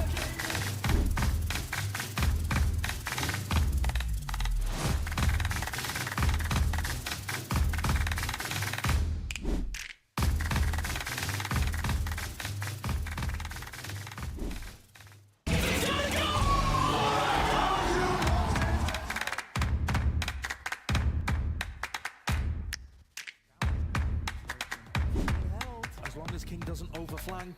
Oh my goodness, no way! And that's just a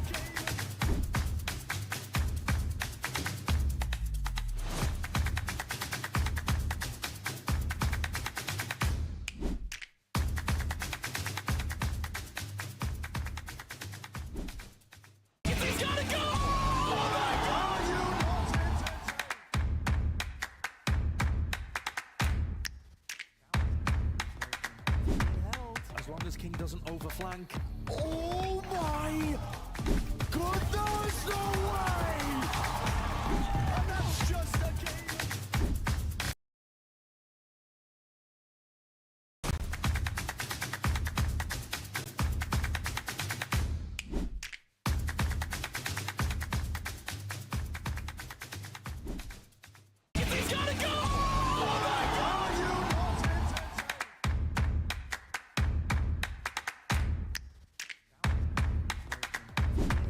as long as King doesn't overflank. Oh my goodness, no way! And that's just a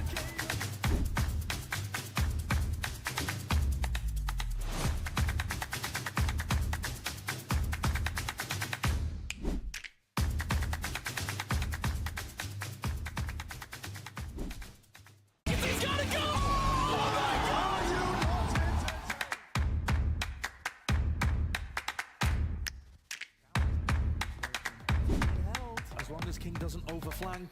Oh my goodness, no way! And that's just a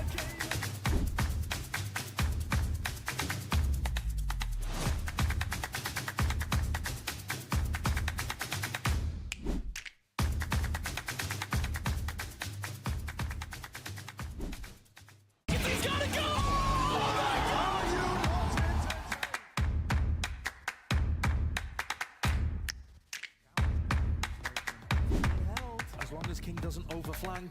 Oh my goodness, no way! And that's just a game.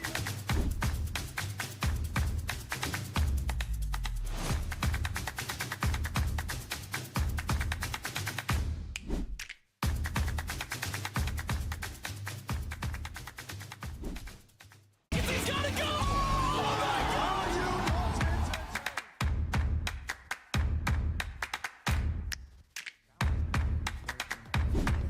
As long as King doesn't overflank.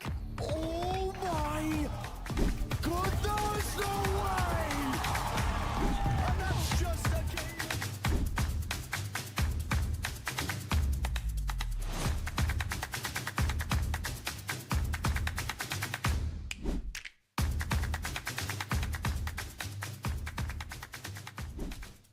He's gotta go! Oh my God, you want it.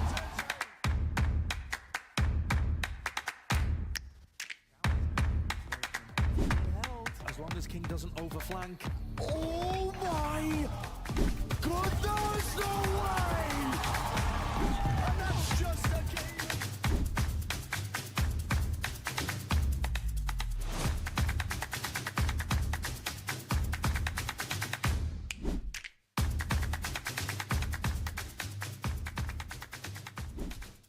He's gotta go! Oh my God, you want it.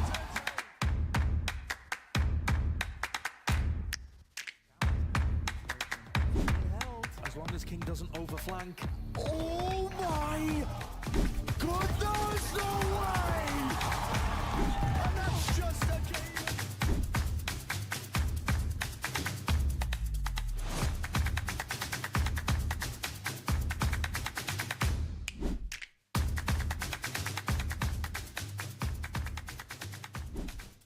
He's gotta go! Oh my God, you want it.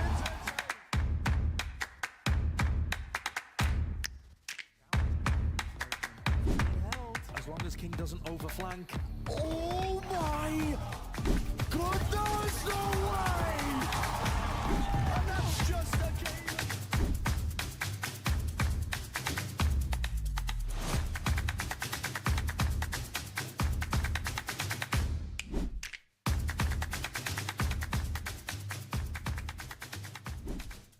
He's gotta go! Oh my God, you want it.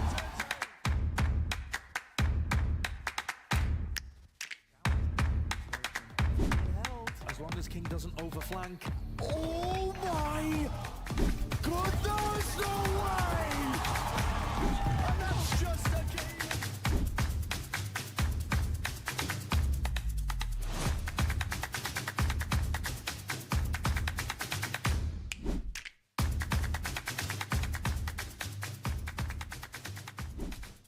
He's gotta go! Oh my God, you want it.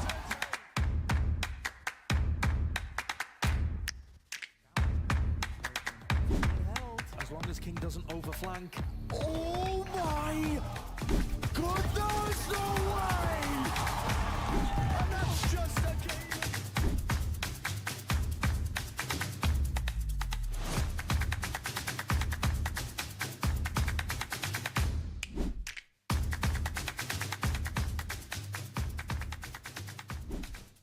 He's gotta go! Oh my God, you want it.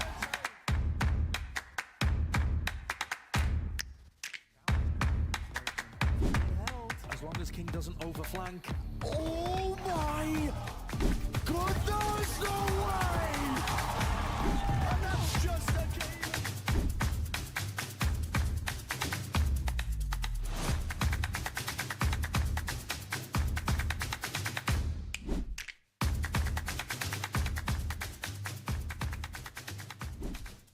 He's gotta go! Oh my God, you want it.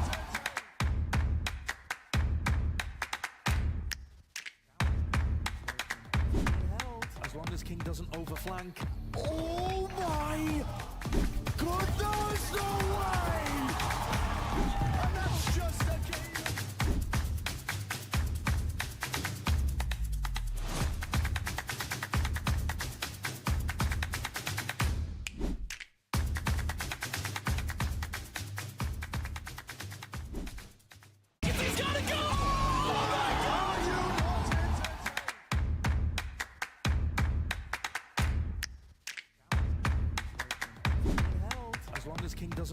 flank. Oh my goodness, no way! And that's just a game.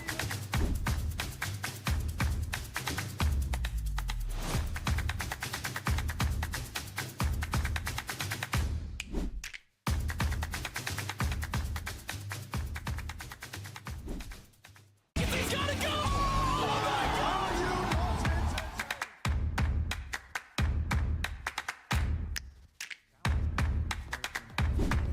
As long as King doesn't overflank. Oh my goodness, no way! And that's just a game.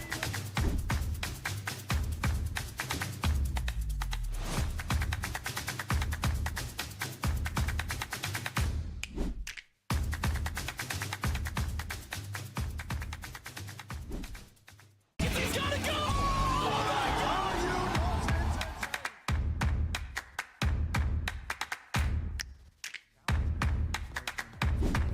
As long as King doesn't overflank.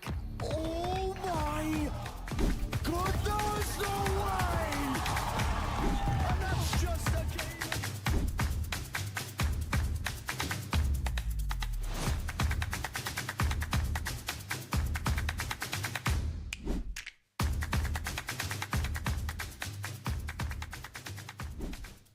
He's gotta go!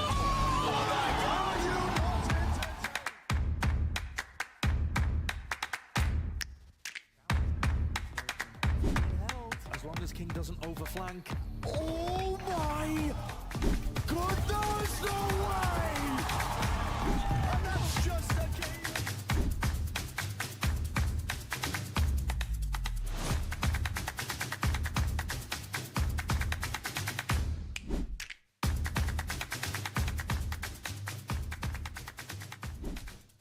He's gotta go!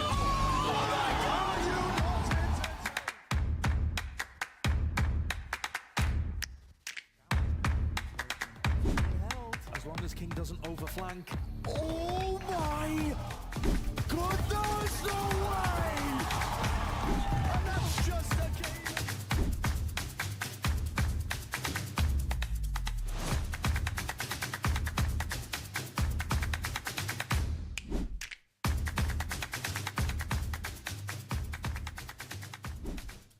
He's gotta go!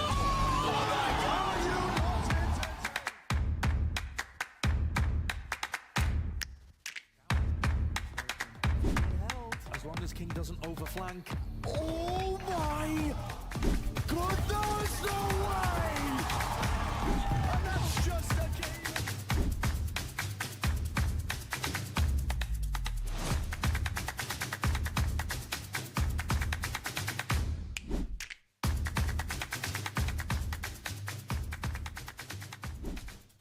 He's gotta go!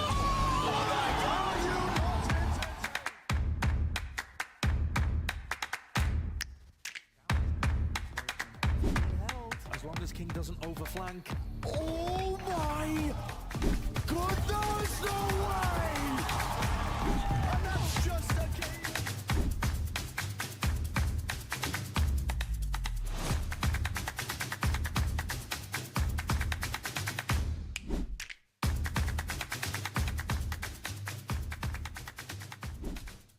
He's gotta go!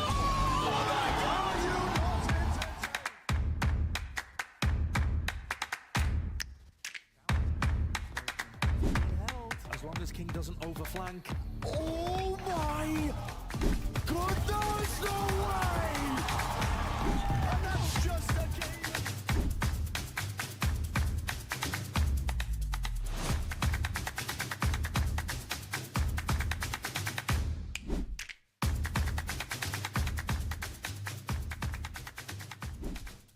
He's gotta go!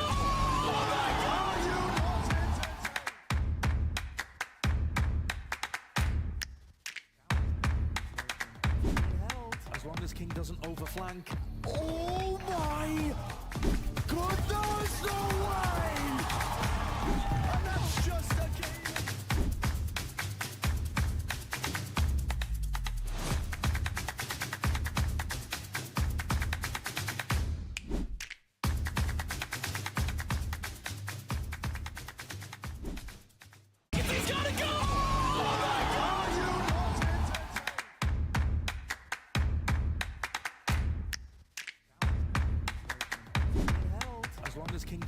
overflank. Oh my goodness, no way! And that's just a game.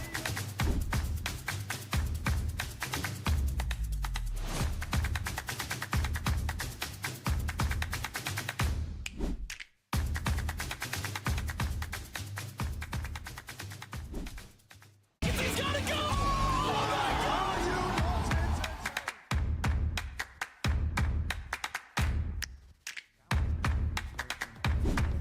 as long as King doesn't overflank. Oh my goodness, no way! And that's just a game.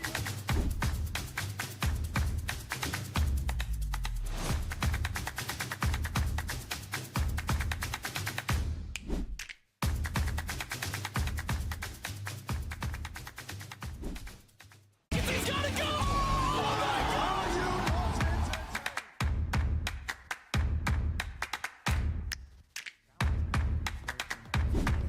as long as King doesn't overflank.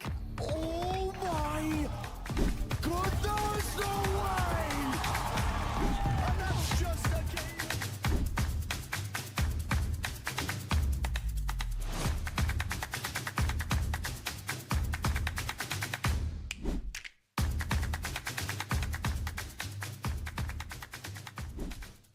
He's gotta go! Oh my God, you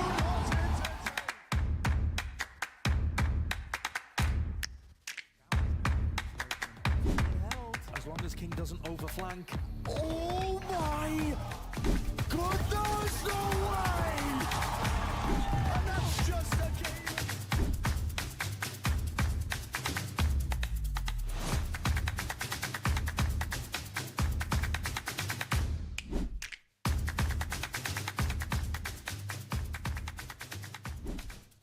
He's gotta go! Oh my God, you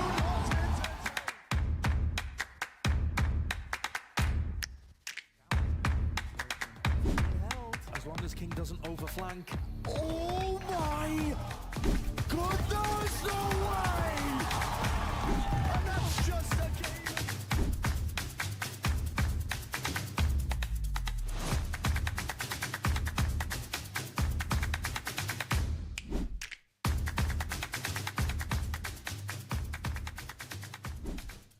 He's gotta go! Oh my God, you